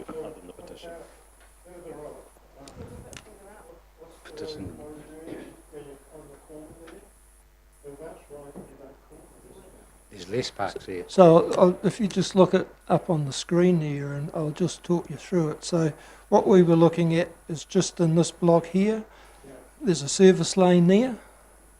You've got an intersection there with a right turn pocket there. You've got a right turn pocket there. You've got parking there. You've got parking there. You've got an intersection there. Underpass. You've got vehicle entrances through here. Yeah. The space to put in refuges is quite tight along that section of Spa Road, and as soon as you start getting up here, you're getting away from where people want to cross the road. It's a long way to get pie. So what are you looking for today? Sorry, I haven't read your suggestion. Investigate. So investigate means talk to those shop owners? Yes. Yeah. Come up with a concept design, go and talk to people. Yeah. See what they think.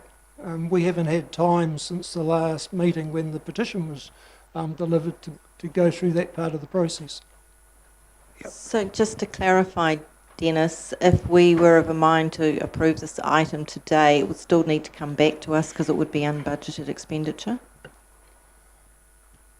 We would be able to incorporate it within our minor improvement budget, but we would come back to you because of the nature of the consultation.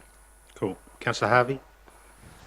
Yes, once again, my frustration levels are on overdrive because all we want to do is get people across the road safely, which is the idea of the petition, which we all thought was probably very valid. Why can't we just put one in and find a solution? I understand this, that and the other, but I think we need to just do it. We need to do some of these things, not talk about them forever. I agree with your sentiment, but you're taking 6 parks away from a fairly busy commercial operation. What's more important, though? You'll tend to get more flack out of that than probably what the other alternative is. Well, I don't know. What do you reckon, Christine? The person who did the petition, is right there. Yeah. So it would be some of their car park spaces, and they've suggested, the crossing. Jim, just to throw the cat amongst the pigeons, single pedestrian overbridge. I mean, I'm serious. Can that be? Then you've got to get mobility. No. Pedestrians, not mobility, because at the moment those others use the one down below. I'm just looking at other alternatives because I understand the 6 car parks are not necessarily for rights, since they're also for people visiting that particular shop. Just a thought. It was interesting the other day, and it was funny, I just noticed it because I was coming down Spa Road just when the colleges was coming out, and they get to Countdown Corner, and there's a whole host of students just walk straight across Tongariro Street, through those things, across the other side of the road. You look at it, you think, my God, somebody's going to get knocked down, but they just walk straight through the traffic. But there is an island there, though, eh? No, there's not. Near Countdown. Yeah, go down. On Tongariro Street. There's one there. No, they walk further down the road, and through those what do they call them? Plastic bollardy things. Yeah. They walk straight across there.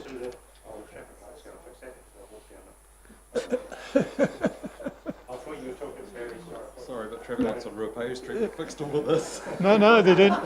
No, they didn't walk across there. No, they walked round the corner, and across Tongariro Street. Honest? I don't know. I just thought. How much is an overbridge going to cost? That'd be 500. Look, an overbridge. We looked at an overbridge for Tongariro Street some time ago. By Taupo were investigating it. You've got to get quite high because of the heavy traffic, particularly in a place like this. I think Tongariro Street got to about 800k or something like that before it got too hard. Again, tongue in cheek, this is why we had traffic lights for Ruapehu Street, was to allow this to occur. Okay. All right. Well, I'm happy with the refuge, but I think I need to I can recall the situation last time now. It's still coming back to me. It's all coming back to me. And, and basically those shop owners didn't know anything about what was happening. And I think we need to talk to them and just make sure. Okay? No, I don't think. You have to do what's right, not... Yeah. Yeah, well, I think they're directly affected by this, though. And it could be in a positive way. Who knows? It probably will be. Just to clarify, how many accidents or collisions have we had on that space of road? Do we know? No, but we can come back to you with... All right, what do you want to do? Councillor Park?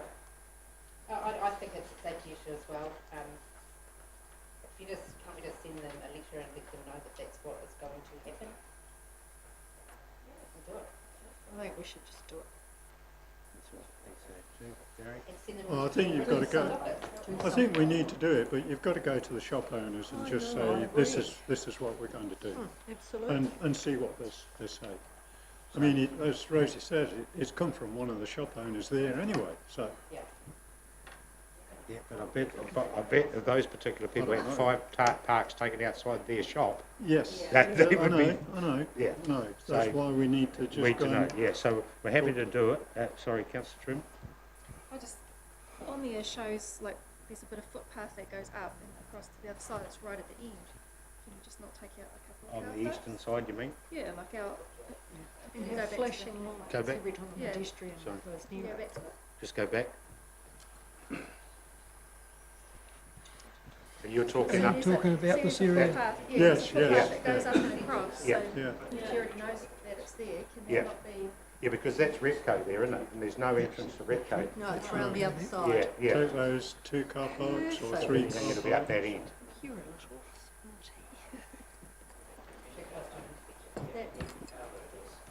Oh, yes, Well, you've yes, got the yes. visuals from the eastern side, haven't you? So you'd have to, how many parks do you reckon you still have to take clear there? Through the chair, before we looked at that location, we'd need to put tracking curves on to see whether heavy vehicles could actually get out of that intersection. It could be too close to the...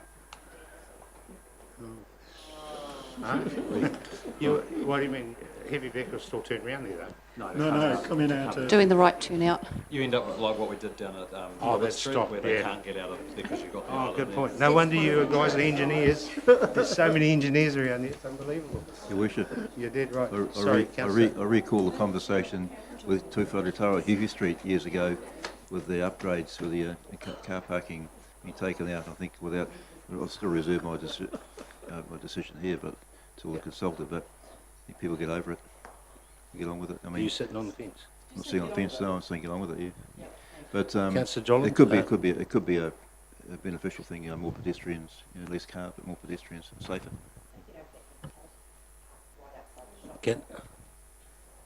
Councillor Jollins? Look, the mood in the room seems to be to investigate for an installation, and safety is important, but, I don't want to, we could affect a business's livelihood here, and so I think we need to be sensible. Safety is an utmost priority, but let's just check that there is an issue and that this is the best solution. We all rush to solutions for safety because that's just the paramount thing. Look, I could not agree more with you, but let's just make sure it's the right solution for the right problem. And we've got this petition, but let's just put some science behind it and just check what we're dealing with here. And I think we need to give those businesses consideration as well. Councillor Body? Yep, so we've got two schools of thought. Investigate and action, or action straight away. So, who wants action straight away? 2? Okay, the rest is action and investigate. Oh, sorry, 3. So the rest is investigate and action. Yeah. Whatever we do, it'll be wrong. Yeah. There'll be a petition shortly. And a protest. And a march. I was thinking the same thing, Councillor, so it's not just me. And a march. I could see That's what you paid the big money for. Thanks for that. All right, so have we got a resolution that sort of does that? The council instructs staff to investigate. Yep, there we go. It's all there. Right, all those in favour, please say aye. Those against? Quiet. So, but the thing is obviously, Claire and Dennis, the time frame here, if we can, I think investigate is just a matter of just talking to an engineer, how many parks we're going to use, and then talk to those retailers there and just say, look, for safety, da-di-da-di-da, you can sell the story, you're good at that. Yeah. Or that. Yeah.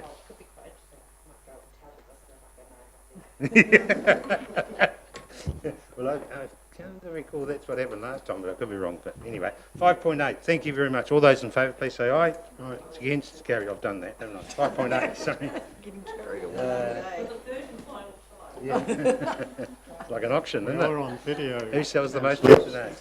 Right. Requested 15 minutes parking time. Oh, we're all parking again. Time restriction. Space outside First Choice Engravers at Ruapehu Street. Claire. Thank you. We had a request from ZU Gallery on the corner of Ruapehu and Hiahia Street.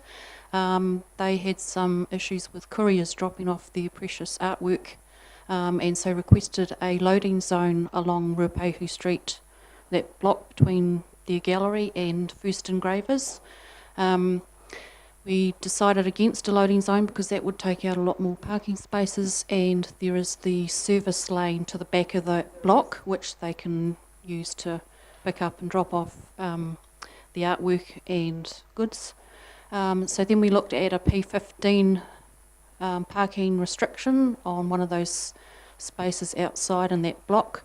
But on discussion with the compliance team, they basically said it wasn't practical for them to actually enforce it, and it would set a precedence for every other shop to want P15s outside their shop for courier deliveries. And the other reason we discounted it was that it's not guaranteed for couriers. It could be used by the general public. So that's why we're declining the request. Yeah. So, okay. Thank you. All those in favour, please say aye. Aye. Those against, carried. Right. Yeah, sure. Yep, traffic control. No, it's a good idea because I need to go to convenience.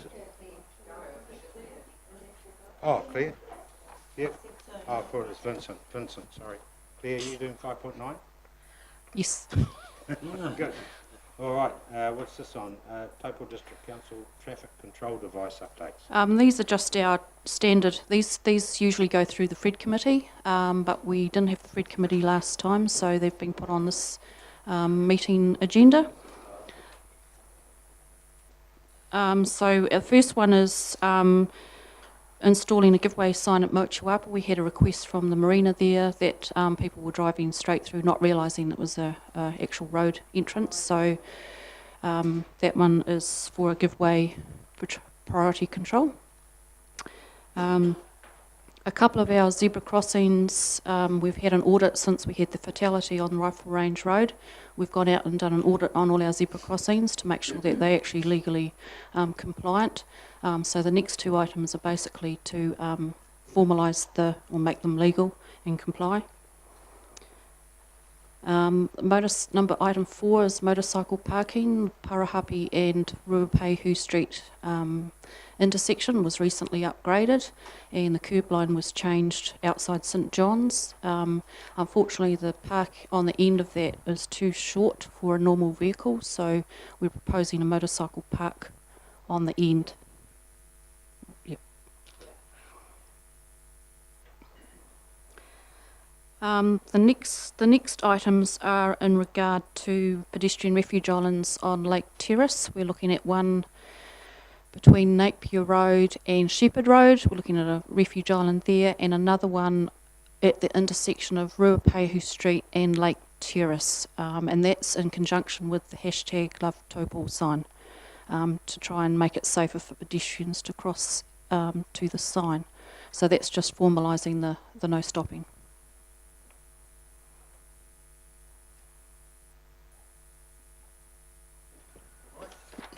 Just to clarify, Claire, I might have got this wrong. You talked about Lake Terrace. So on Lake Terrace in the vicinity of Ruapehu Street and Napier Taupo, is that right?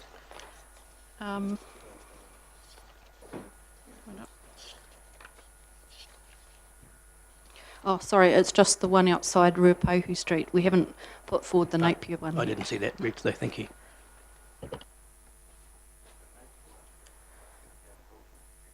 No, it'll be on Lake Terrace, Shepherd Road here. That'll be the next time. Yep.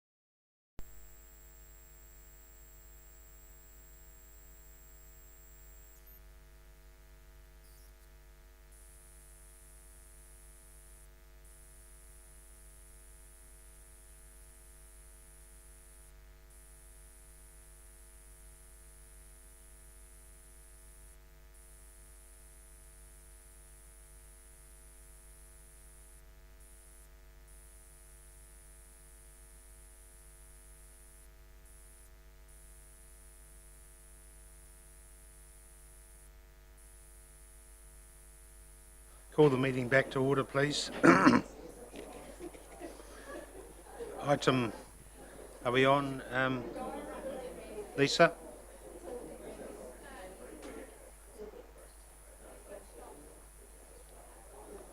Switch on? Yep.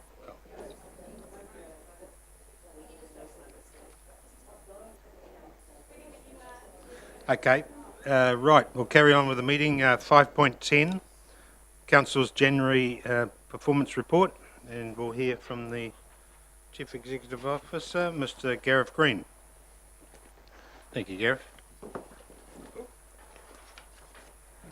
Thank you, Mr. Mayor. So I'll take the report as read, although the team will go through the main parts. I guess in terms of the covering the summary there, if you like. Obviously, we've, as you heard from Tony Jurison, we've had a very busy summer over Christmas, but it was also a very good summer.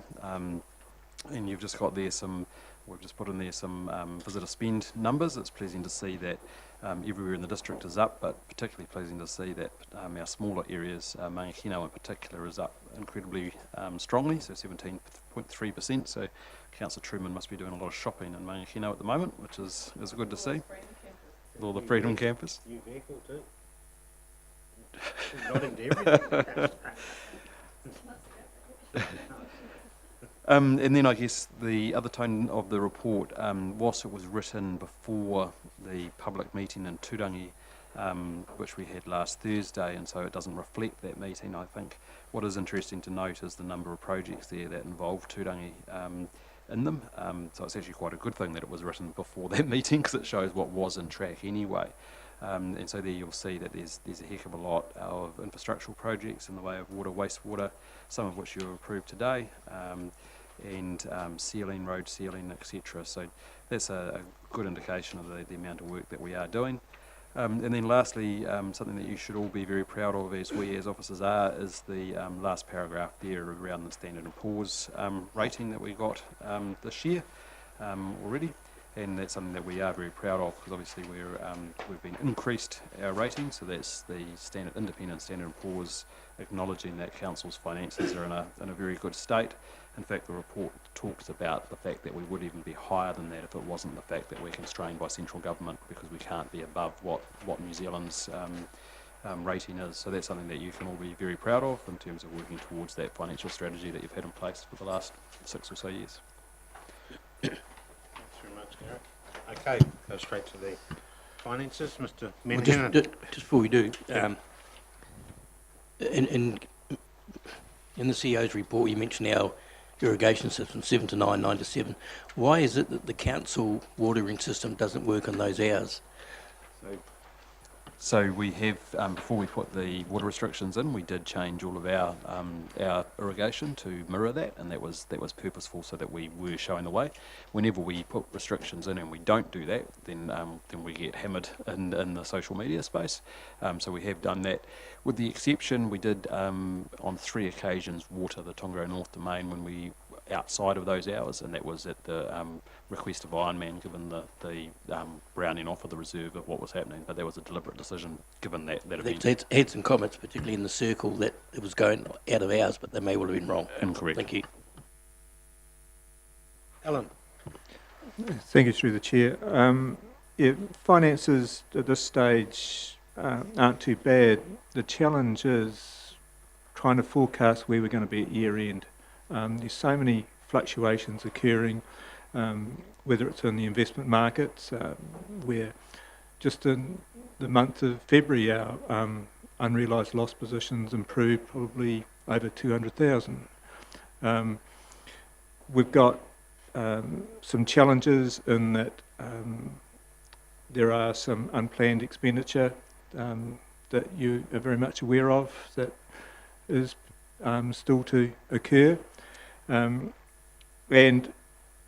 basically the focus has been on trying to meet the capital works that is practical. We've got things like the Turangi and Kinloch wastewater plants and the Taupo water capacity, which we've built into the CapEx forecast, as you see, that we're not forecasting to hit the 44 million, but it is a challenge.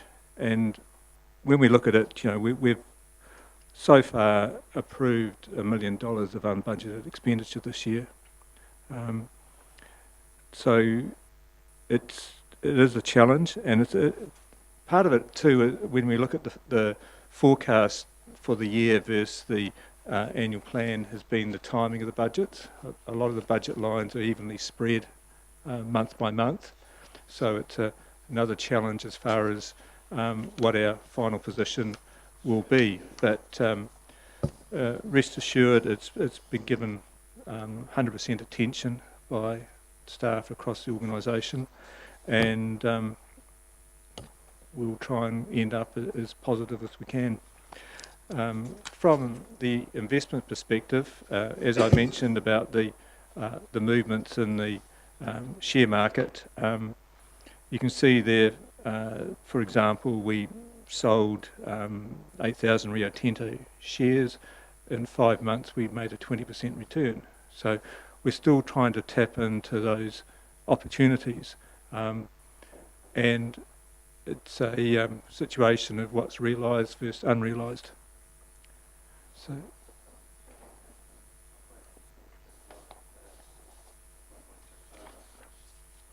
operating expenditure, unfavourable 1.6. Nothing there that sticks out like the proverbial. You can see causes that. I think part of it, as you can see, the explanation there, but some of it's to do with the way we have to treat things for accounting purposes. For example, where we've got unrealised gains, it shows into the income, but unrealised losses go into the expenses. The net position sorts itself out on the bottom line, but it just inflates our expenses. And so there's those little quirky ones, but yes, well, it is a challenge keeping expenses under control at the moment. We've got so much going on that staff are under pressure, and that's why we're seeing increase in personnel costs. Body? I was going to ask this question at some stage. Our sister city exhibition we had at the museum shows here an $86,000 loss. Didn't we get the patronage that we expected through? That's a big loss considering that we put more money in the pot before it opened. That was the cost that we incurred to run the exhibition, which was the 24 hours a day security and everything else that was related to it. It can be added to the initial costs, and then we'll see what the overrun was. When would we get that? Whether they were able to encapsulate the people who paid for a subscription to visit the museum solely for Studio or general visits to the museum, I'm not sure. We can discuss that. Dylan might be in a better position to answer that. Facilities anyway, so yeah. Cool. Right, investments. Yep. Any questions of Alan? Just a comment, Mr. Menhenan, and thank you for bringing this to our attention. I guess from my perspective, and I'm sure my fellow councillors, it's just us keeping an understanding of those challenges that you are facing so that we don't get to year end and there are some surprises, which I'm sure you won't do, but this is something we all need to share collectively together as governance, and if there are some issues and some pressure points, please let us know so that we can hopefully assist in some shape or form. Yeah, will do. Yes, through the chair. Just one more question. So. Congratulations, Alan, on the standard pause, the upgrade of the, work well done by your department. Just probably is going to be a simple explanation. On page 150, you got on the pie there. Maybe it's just a. Is this near the end? It's just on the Treasury Management Report. In the pie, it's got $3.4 million shareholdings, which is obviously equity, isn't it? Equities portfolio on page 150. 150, it's got $3.4 million shareholdings. I'm assuming that's not our total TL equity. No, that's 10.7. I just want to follow that. That's in the general fund, special funds investment.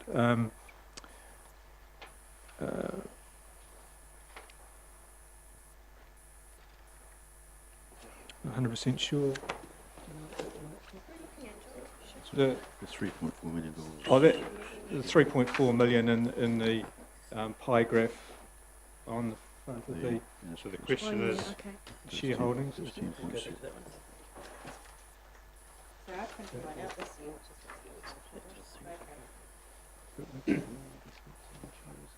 Then on page 153, you've got. you can see here. So the question is, the shareholdings, what does that pertain to, you mean? 3.4 million. Just in the Treasury Management report, it's got $3.4 million on the pie. Shareholdings, shareholding. Who are the, Well, so this is part of the equity portfolio, in other words, of the 10.7. That would Equities, be shareholders, equities. shares, I thought they were the same. We'll look into that and come back to you. Yeah, thanks, Alan. Thank you. You haven't actually got one for So I equities thought here. it was the It'll be just equities, I would say. All right, so democracy and planning, correct? That's you, Tina. Thank you. So as you can see on page 124, it's all looking reasonably good there. There's no significant budget variations. In terms of the projects, just an update in terms of the flood hazard plan change. So there'd been no appeals lodged by the 20th of February. So there'll be a council agenda item on the 19th of March and looking at trying to make the plan operative on the 8th of April. Oh, boy, Nick. Well done. And yeah. on the following page, review of the water supply strategy. A lot of those strategies are going to the representative groups and the community board for part of that consultation process. So they're all under action and timelines are looking good. Chairman, can I just ask in regards of the Turangi Reserve Management Plan, that seems to be going on forever. When's it going to finalise? This is the Turangi-Tongariro. That's my problem.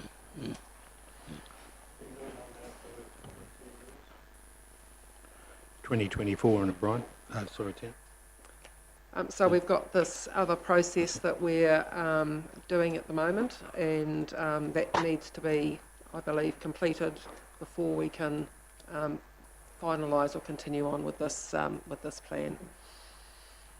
So basically, if I could just jump in here, the whakaaro process that goes through the RMA requires us to go through certain things. What Turangi was saying is we've got these other arrangements with you, one of which is the co-governance around the reserves, most of which are owned by the Charitable Trust. So we're trying to tie that through. The team are working well in terms of developing what is a very different document to what would normally be arranged through MFB and the like.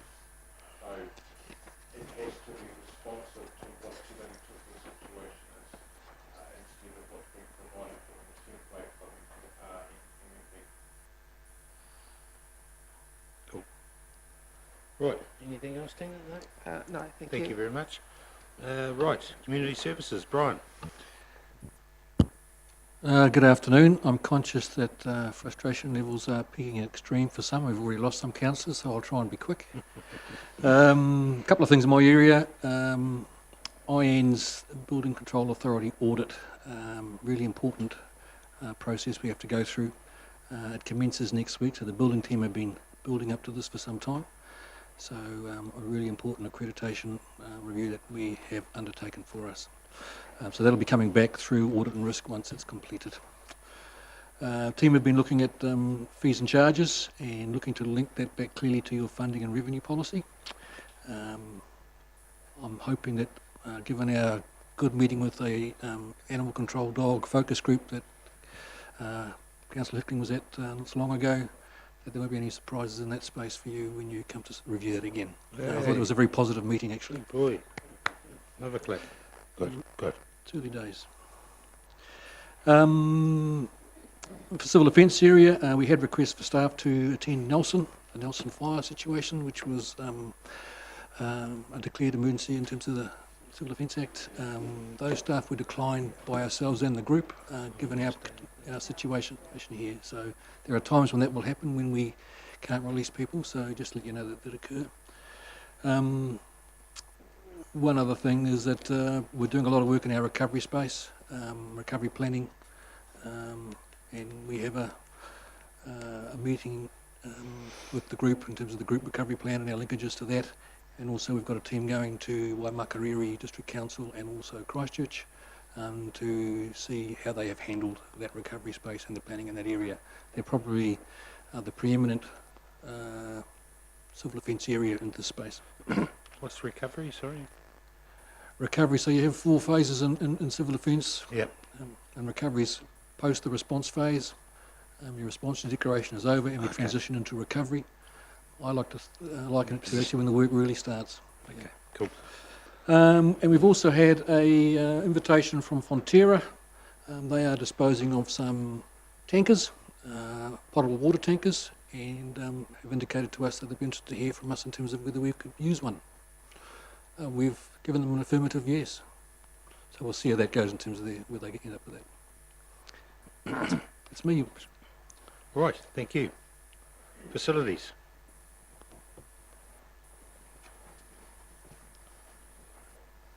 I can't talk about cool stuff like unimogs and water tankers that Fox is talking about, but good afternoon.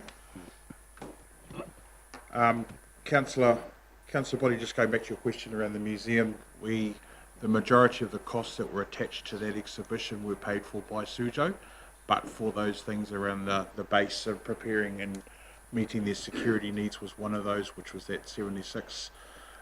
As well as that, there was some other fit-outs that we had to do in terms of making sure we could fit the HVAC systems to keep temperature control. But in terms of the numbers, no, there were not big numbers, even though to our best efforts we went through to promote nationally through the Chinese communities. We had a number of people that came to visit as part of I know there's a current exhibition at Te Papa at the moment. Has anyone been to it, or has anyone heard it? They got similar problems, or? The Terracotta Warriors attract a completely different. Right. I was lucky enough to visit the full 12,000, and they're amazing. Yeah. The exhibition at Te Papa isn't necessarily attracting as much attention as those in Shan, but there are certainly people that are travelling from all over the country to go and have a look. Certainly started with a hiss and a roar, but I haven't sort of seen too much since yet. Yep. Okay. Sorry. So from facilities perspective, obviously we talked about the museum exhibition and a lot of those projects that are going through. So from a Pūtea perspective, all our service delivery measures are on track. But in terms of some of the key work going on, you'll note that the spa park, some of those planning documents, recreation strategies and the likes are still working through different phases. So the Mochitere Recreation Reserve, as an example, has started its work under the Māori Heritage Study. That was resulted out of the meeting that you had at Waititoko with Ngāti Turangi. The archaeologist is underway, and Mr. Tilton and his team are being engaged directly by Linda Walters just to progress that work going through. Likewise, the fitness upgrade, that work around what was previously a conservatory is actually the deck regeneration. Otumaheke is currently in a closeout, so the project itself has been completed, and a lot of people, obviously the coffee cart opened last Thursday down at Otumaheke. There was some interesting developments after the opening, specifically around some of the consenting requirements. That's been worked through by our team, and they opened their coffee cart to the public on Thursday. And so in terms of the project itself, it's now working through the closeout to get everything wrapped up. Back to Turangi, the playground renewals, obviously that conversation around the Turangi Reserves Management Plan, the playground work is connected to some of the playground upgrades conversations that we're having here in Taupo. We have a group called Bespoke that are coming in to provide support to the Taupo playground upgrade. They'll also be providing some advice to making sure that we're gleaning benefits from what's happening in Taupo down to Turangi as well. Turangi-Tukua have allowed us to work through some process. So whilst that work's going on around the mana whakahono arohe, we are still working through to make sure that we can progress as best we can once that agreement is reached by the negotiation team. And that's me. Thank you, Dylan. No questions of Dylan? Anna, did you want a question? No. Okay, cool. All right. Right, who's next? Kev, water. Good afternoon, councillors. I whizzed through this pretty quickly. The water, in light of no surprises, you'll see the operating expenditure is pretty much on track there. But with the heat that we're having at the moment and the water consumption, the biggest costs in the water area are power and chemicals. So we'll be, forecasting if we continue this to be over budget on those lines in particular. Also with Havelock North and all of the requirements around increased surveillance in that space, if you want to call it there. We've had to do a little bit of work as well with our telemetry, electrical engineers and specialists in that space to get them on board to make sure that our compliance is all tickety-boo. And it's quite a work in progress to work our way through that. But just with the water, the upgrade for the Taupo water treatment plant, the stuff will start there in March, in May, but there is a lot of purchasing happening right at the moment, and they're making all the racks for the membranes and everything off-site. So although you won't see anything down there at the moment, things are happening in that space in particular. Sorry, that's the one, lakefront Taupo, one? yeah, the main lake Okay. terrace, yes. Yeah. It's not very often we get good remarks about some of our capital projects, but Loch Eagles, we've had some from Bruce Bartley, who's the adjacent landowner there, and he's very happy, more than happy with the work that's happening on that space. So it's quite good. Right. The connection for Waitanui, obviously that's a little bit behind track, but we are thinking that it'll be completed in March, and just wondering the appetite, because it is a long project. There's been a long gestation of a project, whether there's a ribbon cutting opportunity there or for a grand opening. Just want to. Yep. Seems like sure. cool. Yep. Mr. Chairman, just on that, could I ask, one of the issues seems to be pressure. Is that going to be sorted? And the second question is, how many of those that weren't taking water have gone and decided to take water from the supply? Is that known yet? No, I don't know those, sorry. No. Don't know. Thank you. We're simply not connected. When you say one of the issues of pressure, it hasn't been hooked up yet. Hasn't been hooked up yet, is it? No, so through the chair, the pressure is, the reason why we didn't connect it is because we couldn't guarantee that pressure. We needed to finish the reservoir first, and the reservoir now, you remember that was the company that was in voluntary administration. That's well on its way. I'd hazard a guess 85-90% complete, and that's what we're waiting for, and that will guarantee the pressure out of Waitanui. And we need to invite the government officials that were involved too. Absolutely, anyone who provided money and everything, yes. What's that? Yeah, anyone who provided us money, yes. Yes, yeah. Chairman, all I was interested in, we had that big debate way back about who's not and who's going to. I'd just like to know how many, since the water is down there, even though they're not taking it, have uplifted the offer to go into our supply. Yep, we can provide that. Yep. Councillor Truman? Yep. Sorry, Kip. Yeah, just a quick question. Just so Mangakino had a couple of non-compliance issues due to data loss. So I see something must happen in July, but then it's happened again in December. So is that a computer problem or? For Mangakino, it's likely to be the telemetry, which we've had issues on other places as well. And yes, it is intermittent. So, but we're, like I said before, we're spending a bit of money in that space and getting our advisors around all of the telemetry, around all of the different sites.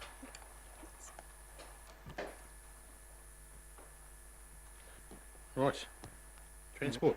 Transport. I've been told to go faster. Hang on. Transport we'll discuss this afternoon, maybe. Yeah, I suppose one thing I do want to mention here is Norman Smith Street, the signals.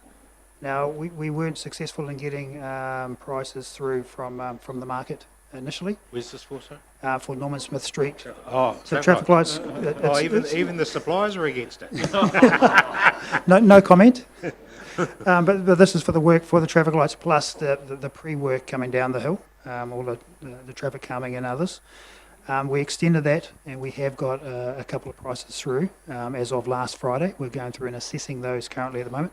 But this is why we will bring a paper back, because the costs are a little bit higher than what we had budgeted to do that. How much higher? We're looking at, well, decisions aren't made yet, but it's around a couple $100,000, and half of that will be from us, half will be from NZTA. Yeah, and so unfortunately, this is probably something that we are finding in most of the tenders that we're receiving. The prices that we have put in the estimates are based on prior work 2-3 years ago when we've done recent stuff. And it's just the market out there at the moment is a little bit saturated. We're trying to be smart about how we do that, but we're lucky to get prices, and then B, when we do get them, they are a little bit inflated from what we had initially thought. Can we get them direct from China? Sorry? Someone down south got some lights from China. Oh, another Christmas lights, sorry. How'd that work for them? Sorry, Kevin. No, that's all right. Mr. Chairman, could I just congratulate Kevin and his team, because I asked some time ago when money was transferred from another activity to an activity, it would be recorded, and has been, so I thank you, Kevin, for that. Even though at this stage I don't really understand it, but at least you're doing it. You're welcome.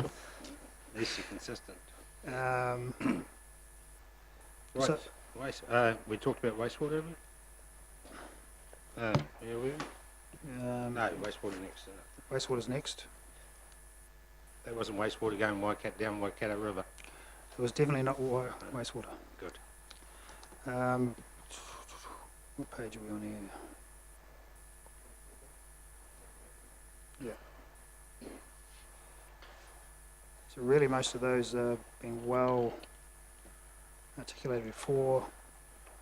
I think there's probably not much more there, unless there's any questions. I'll take it as read. On wastewater? Yeah. Just in regards to Kinloch, it states down here, a review is due by the end of February. Is that actually right? Because the end of February is in a couple of days. So end of February, yes, we're received, and we're just digesting that now. And it's in the draft form, the report. It'll take a couple of weeks to get through into a final report. So yes, we have received it, but haven't fully digested it yet. Right, stormwater. Again, with solid waste and stormwater, I'll take them as read. Any other particular questions? Okay. Thank you. Thanks, Kevin. Sorry to prolong this. I made a note in November, which was the last month we actually got all this full details. That circle under solid waste was all green. Have I missed why the reason that part of it's orange? The reason why it'll be orange is because of the actual volumes we're getting through the landfill will mean that we won't be able to meet those requirements. And that's the same as we had last So they're year. lower than what we expected, or higher? Higher. Higher. Yep. Okay. Yeah. It's there. Thank you. Right, and I'll quickly wrap up with economic development. So the only thing there is the airport work. We've got a workshop booked in for the 21st of March, I think, to start discussions around the work we've had done by Airbus. That's a joint TAA and council meeting. Okay. Cool. Thanks, John. Anything? Yeah. Any questions, John? Economic development? That's it? Okay. Thanks. Thanks, Gareth and team, for the report. So there's a resolution there just to report be accepted, be received, sorry. Thank you, Councillor Johnson, seconded by Councillor Williamson. Those in favour, please say aye. Those against? Carried. 5.11, adoption of the draft consultation document for the amendment, the long-term plan for audit. Sorry, Your Worship, can I just interrupt? I'm not sure if there's a standing order in particular or what there is, but, and this is a bit probably late in the piece, but in regards to agenda item 5.3, I believe from some correspondence I've had that because of the extended submission period, it is highly likely we're going to lose this business development. So I don't know, to have, you need 75% to revoke a resolution. Can you do it at the same meeting? Right. Pardon? Right. So therefore, I would like to move that we revoke resolution 5.3 and reopen that for an amended resolution.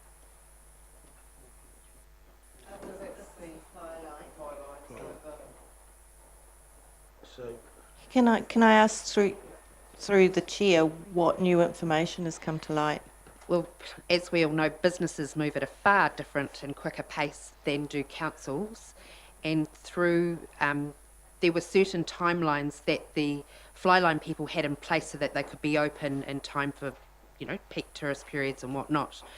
Because of the way he was treated post leaving the chamber by members of the public, and also through this business case being extended by a month through the consultation period being longer, we have a significant risk of this project not going forward. And I just would hate for us to not have the opportunity to have this go out for consultation and be looked at and stick within a sort of the Reserves Act guideline for a potentially quite a good economic development project. Can I ask where that information's come from? Enterprise Great Lake Taupo.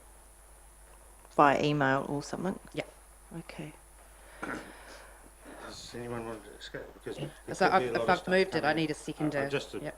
as chair happy to put it to the table, but what was I going to say was, you know, there could be stuff out of the public consultation process that could, you know, involve 3 or 4 months' work. So I'm just trying to think. Yeah, what's the appetite of the council? Bearing in mind that two councillors are left. You know. Can I ask a question of Mr. Tahu in terms of iwi consultation? Act in haste, repent at leisure. Is a month going to be enough? There's 2 forms of consultation. So you've got a good neighbour policy, which is that you've got a Tuamari Trust Board are the owners of the bed of the river immediately beside. My mouth's big enough. Secondly, you've got hapu conversations, and just generally iwi aren't known particularly to work to timelines offered by statutory bodies, and it's subject to volunteers being able to participate. So I'd be loath to say a month is long enough, but certainly if we can give every opportunity at the earliest for consideration of the proposal, then I think that's the best way to work. Because one of my concerns is if we rush the process too much, it could be counterproductive to the long-term conversation. I guess I hear what Anna Parker's saying as well. Especially the way the legislate's set up, that comes all after the license, proposed license. So yeah, I don't know. What's the feeling? So, Barry, you're looking nervous. But I mean, remember these guys were saying to us that it's unlikely that we'll need a resource consent. So this is really based on the reserve management plan, is my understanding of that conversation today. So the decision will be with us. Yep. So what you're saying, just to confirm Put the speaker on, Barry, sorry. Sorry. Are you saying, Anna, to just go through the standard consultation process of 1 month? Correct. Just through the chair, I just to add to that, I just think that the more affected parties were actually in the room today and quite aware of the next steps. So they are going to be writing submissions the minute they see that that article in the paper. So I would hate to lose a great opportunity based on a 4-week extension to the minimum required under the Reserve Management Act. That's all. I'm just a little bit more haste to show this business that we are serious about it being a possibility in that reserve. So, Mr. Chairman, don't know if it's helpful at all, but what I would add is, in my experience, regardless of its Resource Management Act, Local Government Act or Reserves Act processes, is that it seems that it's like the philosophy of people when they're writing their university assignments, that regardless if you leave it 1 month, 2 months or 6 months, they will all the submissions come in on the last day regardless, no matter how much time you give them. So I don't know if that's helpful, but that happens time and time and time and time again. I mean, I'm happy to second your motion Anna, in support. I guess the learning for me, though, is this was sitting on EGLT's desk for 6 months. We've been a bit blindsided, and I am worried that there will be some unintended consequences of rushing this through. We talk about economic development is important, but this development might help develop that site and further reach its potential, but it is a significant site of interest to a lot of people, so it's going to generate a lot of interest, and it could backfire on us if we don't give adequate time. But I hear what you're saying, and I will support you. Yeah, Your Worship. Just going on, the neighbours that were there, they're the ones that, and that's been triggered by one neighbour who saw some machinery in there, so... we have help by Yeah, so, but anyway, who was next, sorry? Oh, yeah, I'm supportive of Councillor Park and Councillor Jollins, and in support of that. I think, obviously, I've been here a long time, and it's really a matter of, it's really, I think Rosie might have mentioned, it's what we can do, concentrate on it rather than what we can't do. There are processes to go through. We are open for business to encourage industry and activities here for the benefit of the whole community, especially our economy. So, and notwithstanding the fact that there will be some further consultation, I think I would agree with the commentary just up to now. And just through the chair, I've just been advised by Ms Jakes, we don't actually have to revoke and reform an amended resolution, we can alter. Alter the resolution? Yes. Okay, cool. All right. Yeah, so you can alter the resolution by changing the 2 months, so public consultation, 1 month. Oh, just 1 month? Just to be clear that it is 1 month. And is that because it's still at the same meeting? Yes. Is that 1 month from today or confirming the minutes? It's 1 month from notice of public advert. From the public advert, yes. Okay. And you'll need 75% of you to agree to that change. John? Is it 31 days in a month or the 30 days? That's the issue. I'd like to move an amendment that we have 6 weeks, and the reason I do that, we had quite an innocent party in the chamber today. They listened to the debate, and we said 2 months. So I'm prepared to have that compromise of the 2 weeks off, but I think in fairness to those people, they're next and they're going to say, why did you do that? And quite frankly, if that gentleman hadn't seen something crossing the road and some activity there, this has been going on for some time, we wouldn't have known. And that really peeves me off. At the last minute, we've told about it. So I would move an amendment to 6 weeks. So we'll just need to deal with this one first, and you're foreshadowing that if this isn't passed, then we'll go to your one. Okay. This Jakes is the expert, I'm not. If that happens, it happened one time before. What I believe would happen is I move the amendment that's then lost, if it's lost, which it won't be, of course. If it's lost, then we go to the substantive motion, which is Councillor Parks. No. So Councillor Park has moved an amendment, seconded by Councillor Jollins. Why amendment the amendment then? People can talk against that motion. Okay. So you basically talked against it? Correct. Yes. Anyone else want to talk against it? Yep.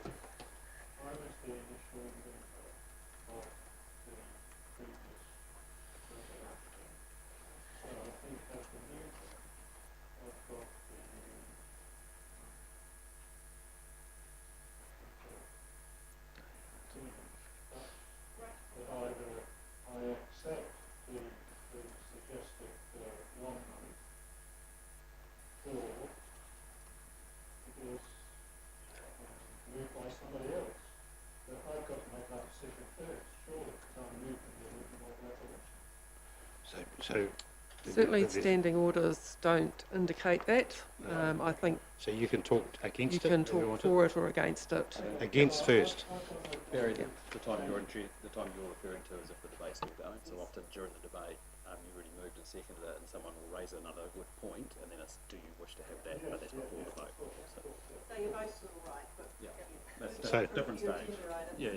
So by the goodwill of the chairman, I've allowed Councillor Park to introduce this new item, as it were. So I'm a good point. So Councillor Hickling, do you want to speak against the motion amendment?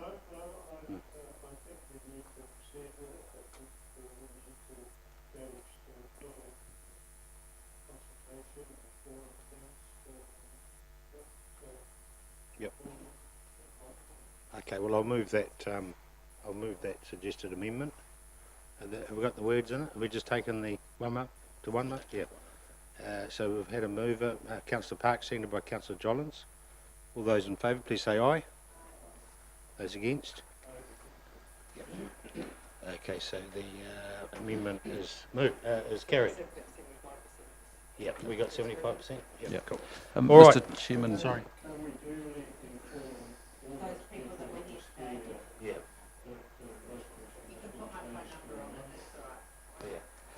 Yes. How do we don't know technically who they were, apart from the public submitter. So they'll be notified anyway when through the process. We'll serve notice on them of the fact, and that'll have the time frame in it that is a month. That's right.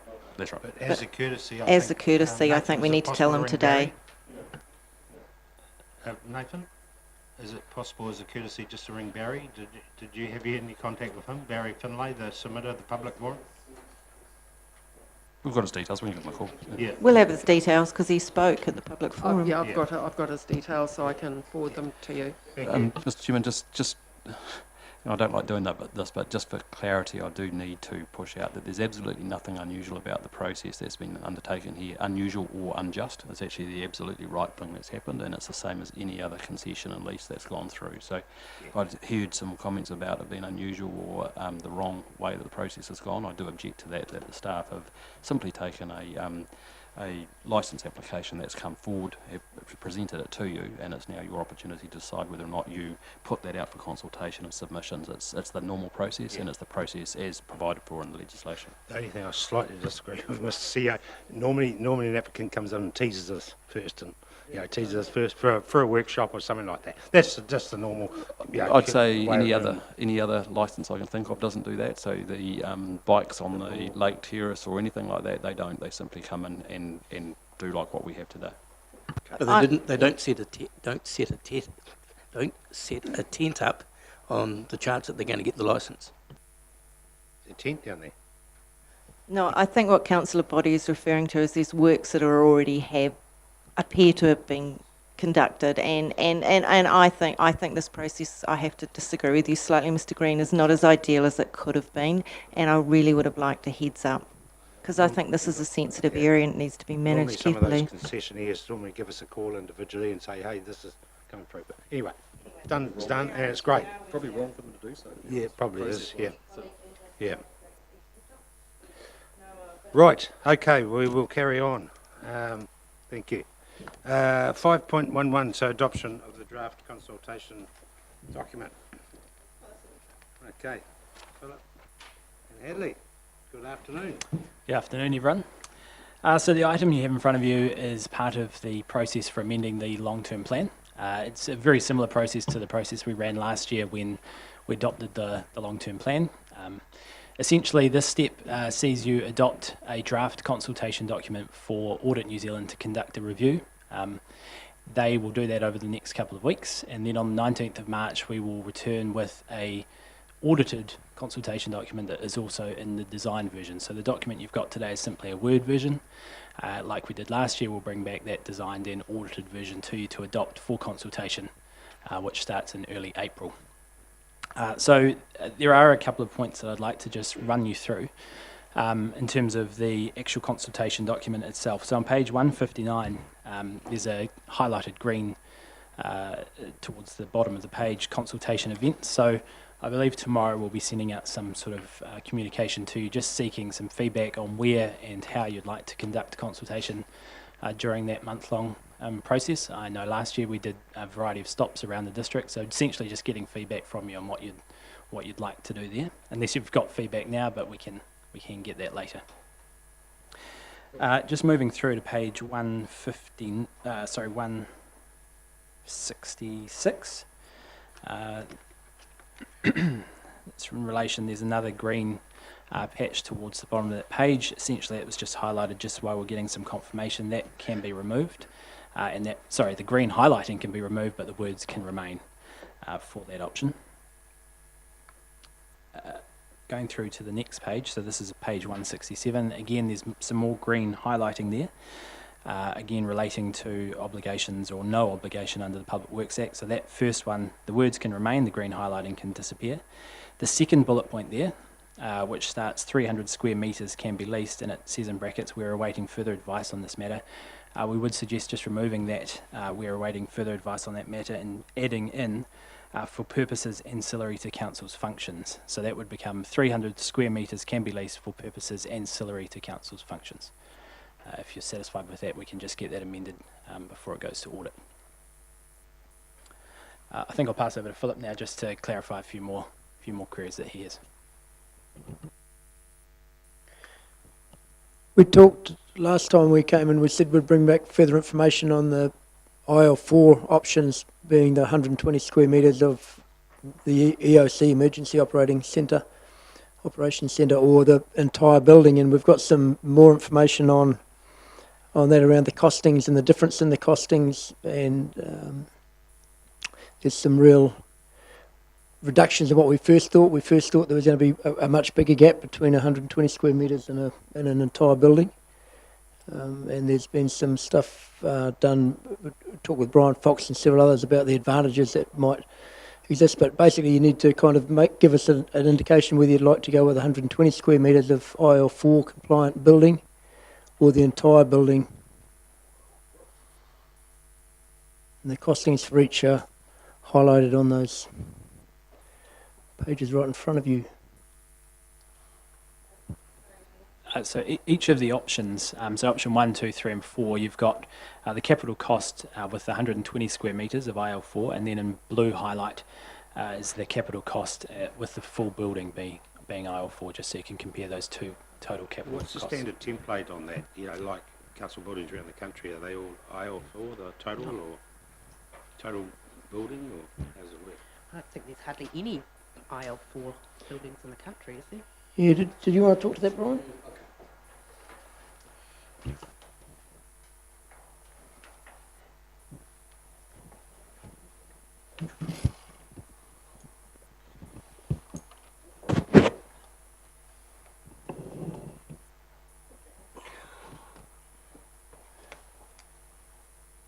So, Your Worship, just in respect to the question about EOCs around the building and council buildings being IL4, probably there is a lack of IL4 buildings inclusive of an EOC around the country right now, because a lot of those buildings are 20, 30, 40 years old, and they haven't come up for that discussion. So this is really about the opportunity has come up for that discussion now. I've had discussions with the ministry about that. It'd be fair to say they'd be very keen for the community to have that conversation about their appetite for risk. In an event, it's not a council building, it's a community building. Clearly there is a desire from the ministry for resilience within councils, those that have critical infrastructure, clearly we all do. So yes, Your Worship, quite right. As it currently stacks up around the country, no. So it's about $1 million difference, isn't it? 20. On the 2 Whakaaro Street, it's $1.6 million extra. Okay, so what's the appetite? Yeah. Lady in waiting. No, I'm thinking I need something, some sustenance, maybe some almonds or something. I just think for going out for consultation, we're better to go out with the full IL4. I think if we went out saying partial and then through whatever reasons or submissions, or we make a different decision, I mean, I just don't, the only thing I can think of is like the AC bars will rise the price and then we've made a completely different decision. So I think to be totally transparent and upfront, we should go out for a full. I also think we'd probably have better access to some central government funding with the resilience side of it. Also, surely we're going to be a much better bet for insurance companies on the structure if we are super safe.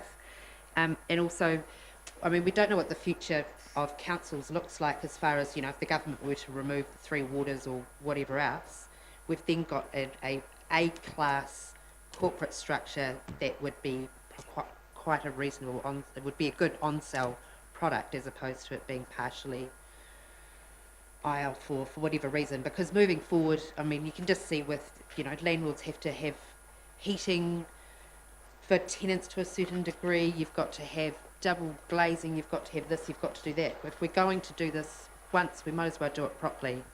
So I would suggest going for the full IL4 build.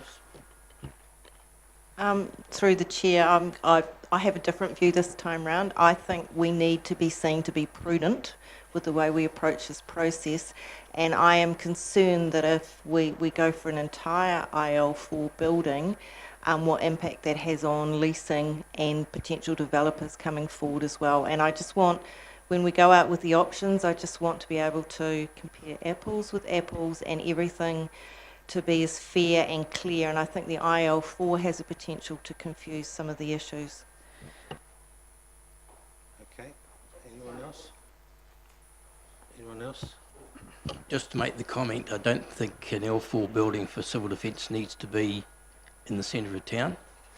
We've had this discussion before about where it is at the moment. The advantage there is if there was a major catastrophe, and while the area at Whakaaro Street is not built out, there's certainly access there with that big green area.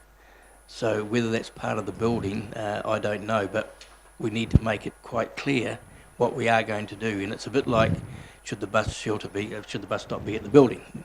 That's not for us to decide, that's out for consultation. Just the other comments I've got very quickly, we talk about the lease proposal being a building where we can all be in, but we don't say the alternative is to stay where we are. And I sent an email to Hadley in regards of some of the costings, and because Phil's here, I'll just quickly pass that. One of them was in regards of the Whakaaro Street Park, the 80 was going to be 1.1, but now it's $500,000.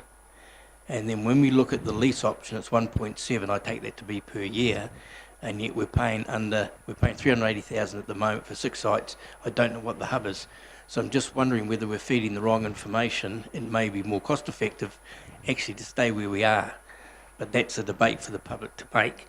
There was something else I had down here. Oh, that was the car parks. It's just that we seem to have such a variety of different prices being given. I'm not sure which is the right one to go to the people for. Maybe higher than it could be, but that's not really the question. Just in relation to the car parks, that of 1.1 million did reduce to 500, so it went the right way. But it was information we gathered over a weekend to present to you on a Monday. We said we'd firm those figures up, and we've firmed them up based on information that we now know on work that we've recently done. So the $500,000 is much more accurate than the 1.1 that we originally put out there.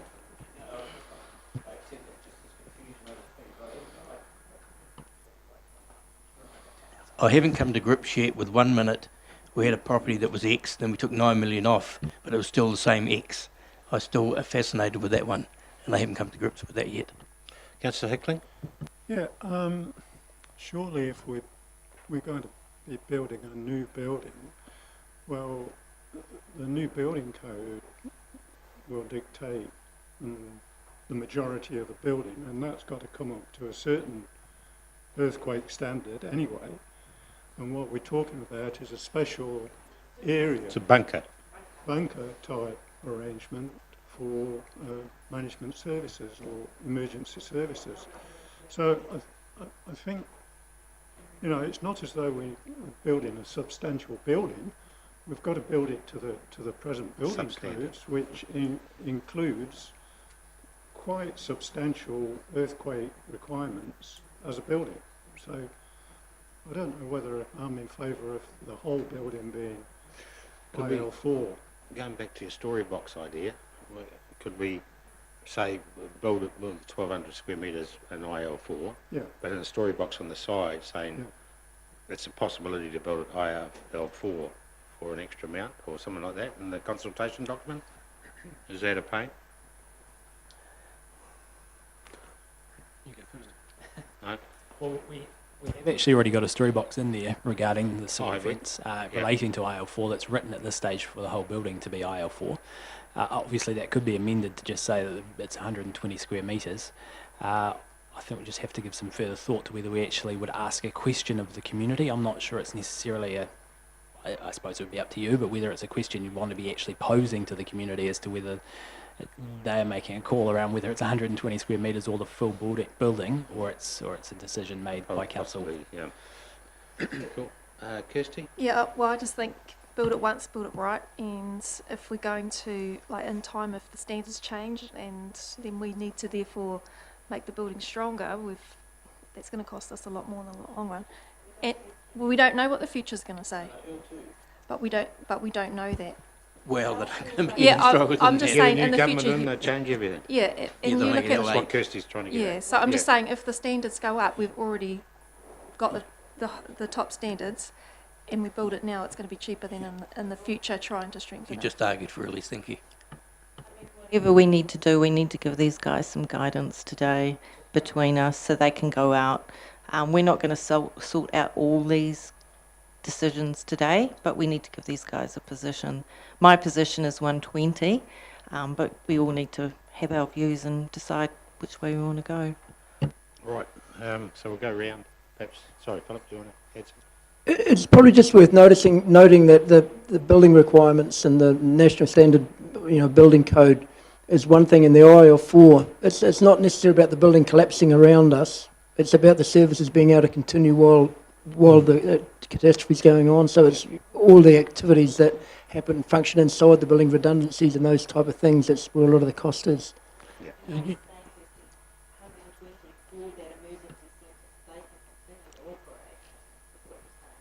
No. In that small space, but the entire building. So yeah. Your Worship, if I could just Yep. Add something to this conversation, and I'll pick up first on the point that Councillor Park mentioned about insurance. So I've had discussions with our insurers. I was interested to see what their views would be. One of the questions I asked was, would an IL4 make any difference to the premiums we pay? You'll appreciate that every above ground asset, we transfer the financial risk to insurance.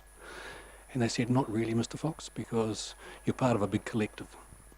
I then said, in terms of the volatility of the insurance market going forward, and John, if you can recall in your first year on the council, you asked me a question, can we get this insured? And I think I answered you at the time, I think it was an artwork or something, I can't remember now.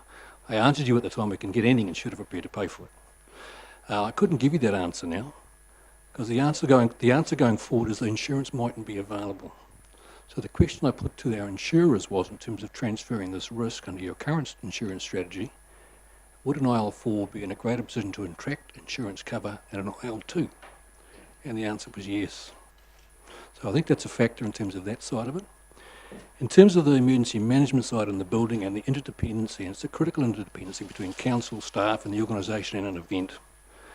In Christchurch, the EOC stood up, every building around it fell down. And there was a whole range of issues around that, and they were IL2 buildings. So what are you going to do? Have an EOC sitting in an IL2, adjacent to or within an IL2 building, and everything's falling down around you, and expect staff to still be functioning in that space? That didn't happen in Christchurch. So there's some real, it is actually a very serious consideration for you. Okay. All right. Noting, Mr. Fox, we can have an emergency management centre that is not in our CAB. Cool. We're not. Yeah. What I'm getting from Philip here is not just emergency management. It sounded like the whole operation. Yeah. Well, if I could just add further, Your Worship, the Chief Executive, during an event, is required to maintain service to the fullest extent possible under the CDM Act, or the Council is actually required to. So that's business continuity. That's the rest of the business while this event's being managed and run. So there is that side to it as well. I think it's section 64 of the CDM Act, if anyone wants to have a look at it. Okay, so leave it in, the IL4? I think we need to go out in consultation with the bigger picture. Okay, Barry? Kirsty? No. Yep. I'm no, but I'd also like to put in the business of the lease. At the moment we say we prefer basically to have a building with everyone's in. Now what I don't want to see happen is that people come along and submit on the best cost effective is to stay as we are, to be told that wasn't part of the consultation process. Hence I like that written in. So the lease is option A, where someone else builds a building, we lease that, or B, we stay as we are. And that's why I really need to find out the lease figures in a new building, if someone's going to come forward, whether it's Cooper or anyone else, compared with what we're paying now. Your Worship. They'll have to come forward with an IL4 proposal as well. Your Worship, I may add something out to that discussion. Genesis, the new building, the Genesis building in Hamilton, which houses Genesis, obviously, and the Waikato Group Emergency Management Office, and Councillor Park, you are a frequent visitor to that building. That's total IL4. It's a lease building. So there is work in that space around the country we can tap into, understand that better. Okay. All right. Your Worship. We've got more yays than nays. Your Worship, sort of I was going to add a comment. And we went out to consultation over 12 months ago when we had the issue with the Lake Terrace building. There were about 6 options given then, and from memory, I'll be correct if I'm wrong, there was a general consensus that would accept a new building, a council building, whether it was a lease, or owned or whatever. So I think, obviously we've been down that track with consultation and with respect. At the moment, I think, well, obviously the circumstances are everybody's all around the town, and to me it's not ideal, but I think probably the consultation process will come through. We'll probably support that. The other question I have is with respect, and I think with the IL4 thing, it's just really a matter of being trying to be a bit visionary, think 20 years down the track, notwithstanding what may be happening in that building, who it is. It's the same with the car parking. We're going out with 2 options, with the 80 berm car parks, and whether people might tick both boxes, the underground car parking. But for example, in the future, the town's growing, we need extra parking, and that will be something I thought. That's why I asked at the meeting at the Sun Court whether it should be actually included. I know we're trying to compare apples with apples with 4 options, but in terms of the cost, to me that would have made sense to actually include it, and then people can go through the consultation, see whether they want it or not. So that's my view anyway. I mean, I'm happy to support the majority view. All I ask is whatever you do, that it's very, very clear and it doesn't get muddied in with the numbers and skews the options either way. Mr. Chairman, just do need to clarify for, and if you look at on page, what is it? 164 under the long-term lease. At the moment, this is written in accordance with your discussions previously, which actually is the lease document is only providing for someone to build a building for us, and to those same dimensions that we're talking about. So now IL4 and all those other things. So essentially, our understanding from the discussions you've had to date is that the status quo is not an option, and so the situation that you talk about, Councillor, that submissions coming in talking about status quo, that would be our response in the way that this is written now, and that's taken because that was our understanding of where we've got to, which was that current status quo is unsustainable, and it is about having a new building, whether it's that we build it or whether or not somebody else builds it is up for discussion and to see what's there. But the status quo of the different leases is not built into this consultation document currently. Well, I actually sleep quite a lot. I'm just wondering what I've missed, because what we're doing at the moment is putting out a draft to be approved by the audit that will then come back and go out for submissions. I can't see anything back in my mind that said, because we continually have said that leasing could be a build or stay as we are. I've seen no resolutions of this council to say contrary, so I'm a bit miffed as to how that assumption arises. Just on the resolution, so at the meeting at the Sun Court, there was a resolution passed to include 4 items for the consultation document, 4 options, for the consultation document. That's what we took to include into this draft that we've brought to you today. I'm sorry. It doesn't really matter what was passed then, it's what the community may choose to do. They may tell me to go and see a taxidermist, that's fair enough, I don't mind that, but at least they'd be given the chance. It's not set in concrete. So if you get what I mean, it's up for debate what we do in the future. Okay, yeah, I think Barry wants to raise the... And I want to raise a couple of words in here as well. They're dropping like flies. But I do want to raise this, and I raised it earlier today, because there are 3 of the options within the consultation document that doesn't include the museum or a museum concept, and that concerns I think we've raised the expectations of our arts community. I perceive that there is support. We're all aware that our museum is not fit for purpose. It's got issues. I would like dearly to see a story box in the consultation document, some way that enables submissions either to support or against as probably a new standalone museum somewhere. I don't know quite how to word that, but that's my concern. I think even from a point of view of probably the discussions that we've had with Te Wharetoa, if we don't put something in this consultation document, I've got a feeling that we could probably lose all the negotiations we've had with the Te Wharetoa in terms of a joint venture museum. I do have concern about probably like the 20.8 million for a new museum, but I know that there will be certain monies that's available for the building of a new museum, and probably to our ratepayer it's probably only a third of that. So somehow I would like to get that promoted in the document as a storyline. So I think I need some help from the officers, please. I think Hadley and Philip have done some words around it, because you're quite right, without that being in there, the same situation Council Body raised before would be the case. If people submitted saying we want a museum, without it being in there we couldn't actually add it even if we wanted to. So Hadley has done some work on some words.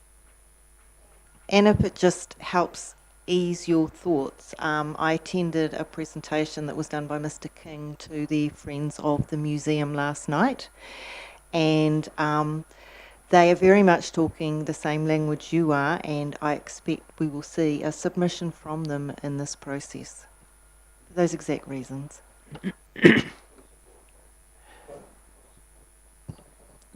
So just on that, so on page 169 there's a story box headed cultural precinct, and it talks about if option 4 does not proceed, council intends to consider the opportunities for a museum and improvements to story place during the development of the next long-term plan in 2021. I think, well, there's probably a couple of options. We could either reword that, or we could leave that wording the same but add an additional question into the consultation document, which would go along the lines of council essentially repeats that and asks the community, do they agree? We could have 2 tick boxes, one that says consider as part of the next long-term plan in 2021, or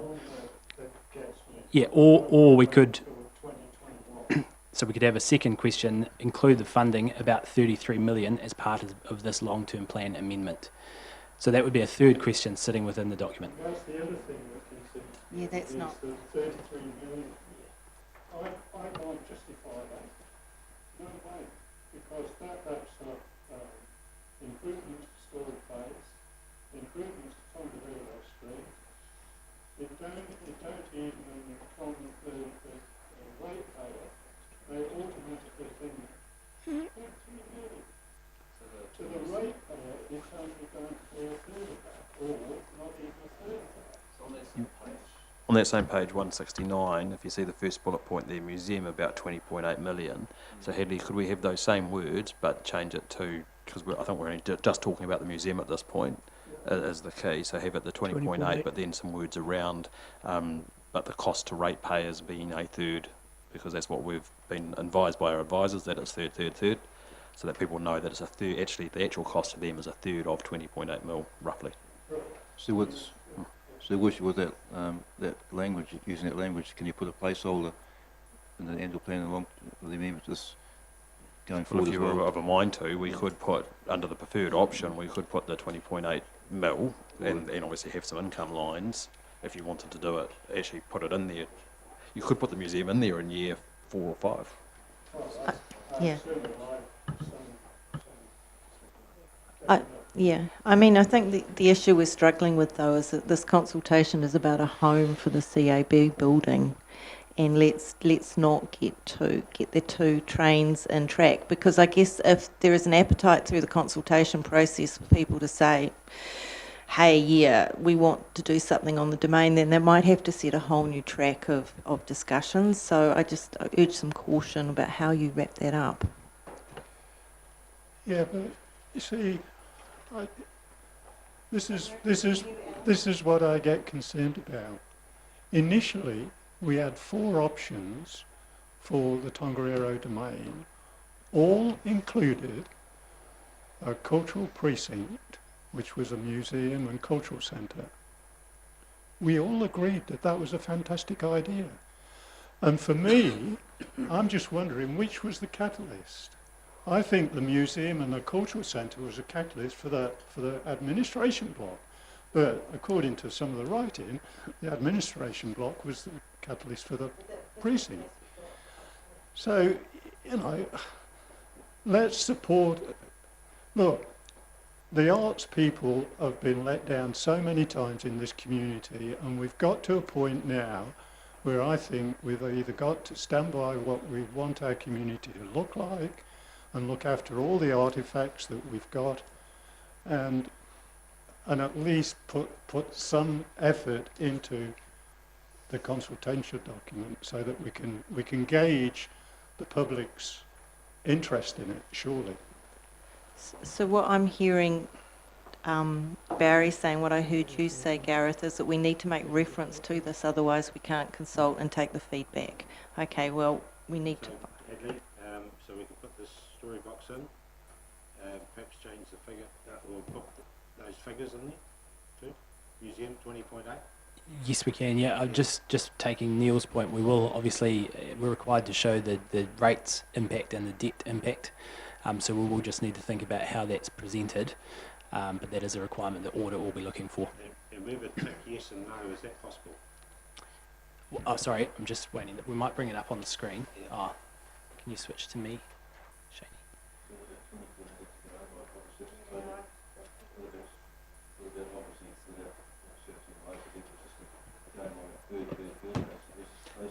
We could put that in the words. So in the words we can say it's 20.8, of which a third will be ratepayer funded.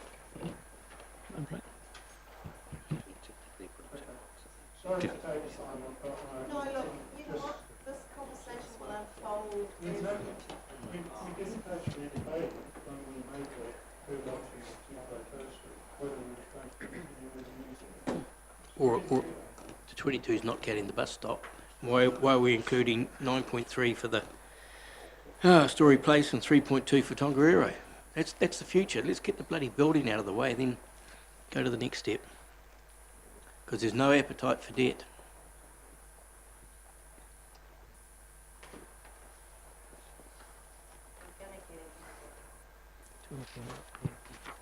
So just amending that to 20.8? 20.8, of which approximately a third will be funded by rates.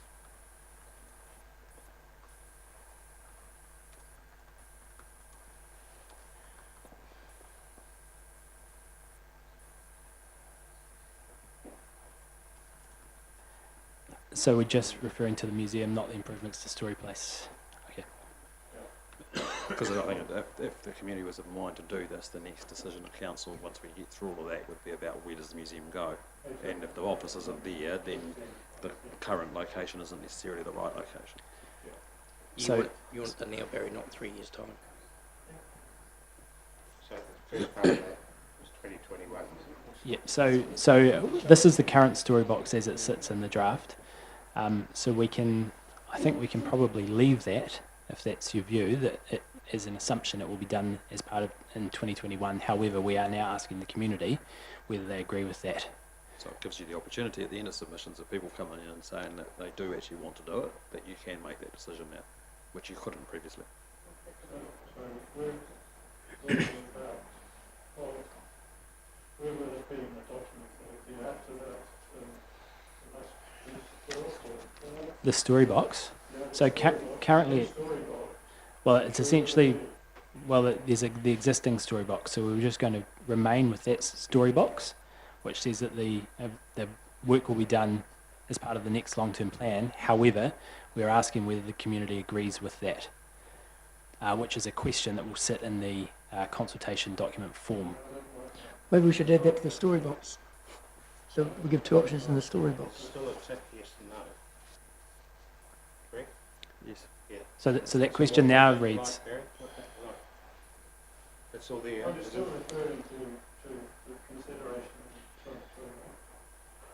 Yeah, so the presumption on this is that it's 2021 and the community tells you differently rather than the other way around, that you want it earlier and the community says, no, we don't. And therefore, you'd be able to make that change later in this process, following that consultation. Could we add to that story box the option?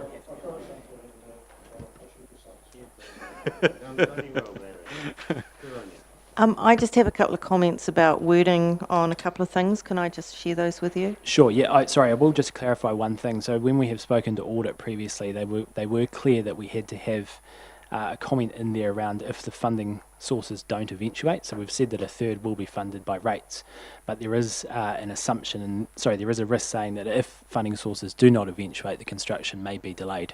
That's audit requiring us to put that in there. Yeah. And to be honest, I think that's fair.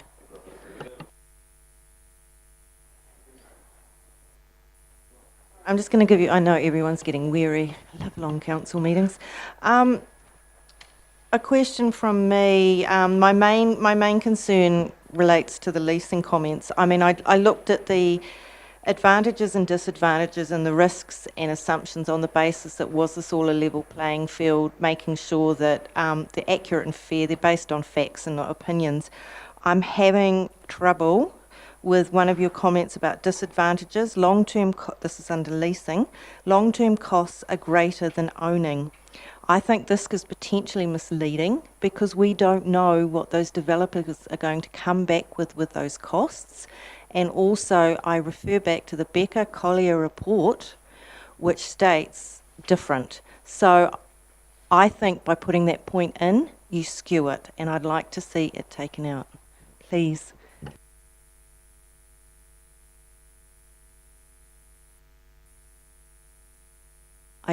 Yeah.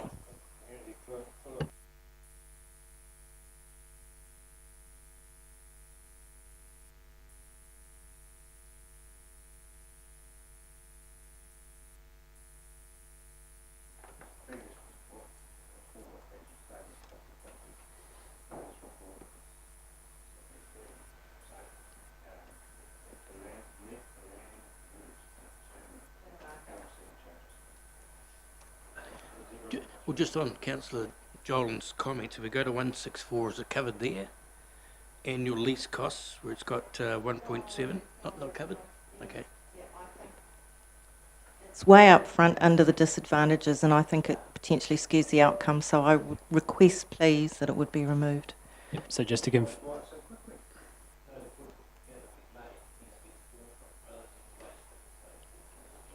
So just confirming, removing the third bullet point under the disadvantages, long-term costs are greater than owning. Okay.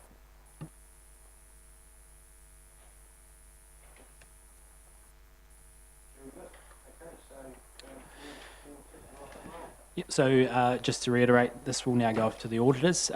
Obviously, once they've given their opinion, no changes can be made. So this really is your last opportunity for any changes. We will bring back that designed and audited version to you for the 19th. In addition, we'll also bring the actual amendment.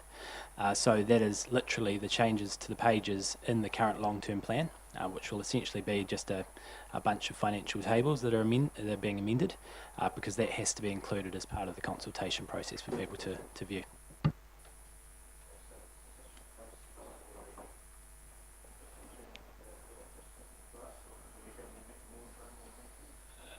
So 19th of March is when we bring back the consultation document, and you'll adopt it that day for consultation. And then consultation begins on the 2nd of April, runs through till the 3rd of May.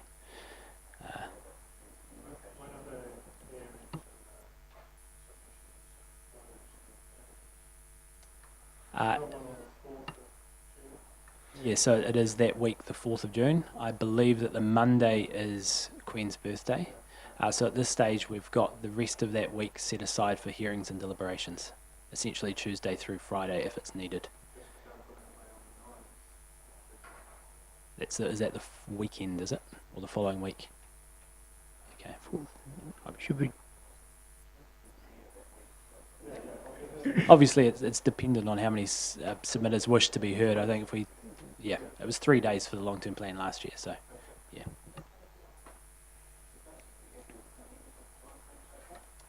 Yes, this is right on the schedule that we were originally planned. Yep.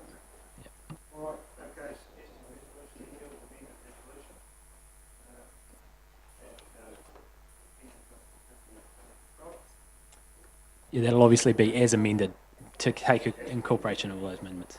Yeah.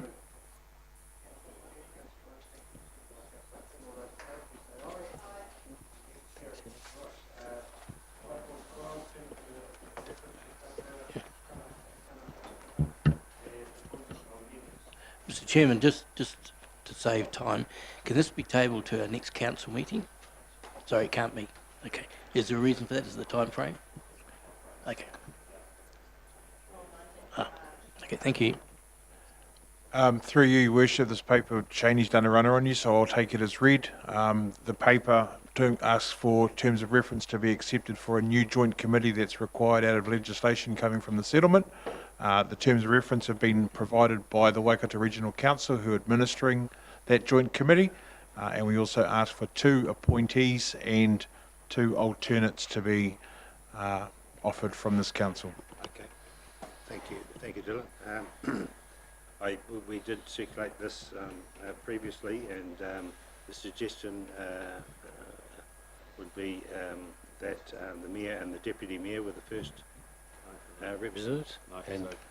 No, so the suggestion under 2 is that it's the first one is the mayor, and the second one is Councillor Williamson, and then under 3 that the deputy mayor and Councillor Park are the alternates. So there's one missing there. No, so under 2 appoints His Worship and Councillor Williamson. Yes. And then under 3 appoints councillors, there's a plural there, Park, and the deputy mayor as the alternates. Okay, so Park, no, that was Truman. Oh, Truman, sorry, Yes, Truman, sorry, Truman. Basically, the idea was that obviously Councillor Truman with that whakaaro aspect, which is a big part of the river. Apologies. So it just makes sense. Apologies. Do I have any, or you happy to move them? Second it? Happy to second. Thank you. All those in favour, please say aye. Those against, carried. Members' reports? No, council engagements, you're right. I've just got to flick between screens, but you've heard about the additional workshop on the 21st of March for the airbus proposal, and there's 2. The airbus. Yeah. Oh, yeah. What date is that, sir? I think it was the 21st of March that okay. Mr. Ridd said. Yes, we will. And then there's a couple of requests in terms of some training and attendance at the recovery fact-finding down in Christchurch. So how many people have we got going down for that? Staff going as well? Oh, sorry, Brian. Yes. That particular one in terms of governance would be Councillor Park. Councillor Kingy was going, but unfortunately had to withdraw. So Andy Hemmer, Chair of TT, is attending. He's a member of the committee as well. And some staff. Recommendations for the 2. Yep. Well, I'll move them without speaking to them for a long period. I'll just move that the attendance of Councillor Jolins at the Making Good Decisions Chair, whatever that word is, 2-day course in Auckland, and approve Councillor Park and Councillor whoever that may be to travel to that emergency management. So I'd move that way. Mr. Hemmer. Mr. Andy Hemmer, I'd move that way. And receive the information relating to the dates on the meetings? Yeah, on those dates. Yeah. Cool. Okay, moved, seconded. All those in favour, please say aye. Against, carried. Members' reports? Slow.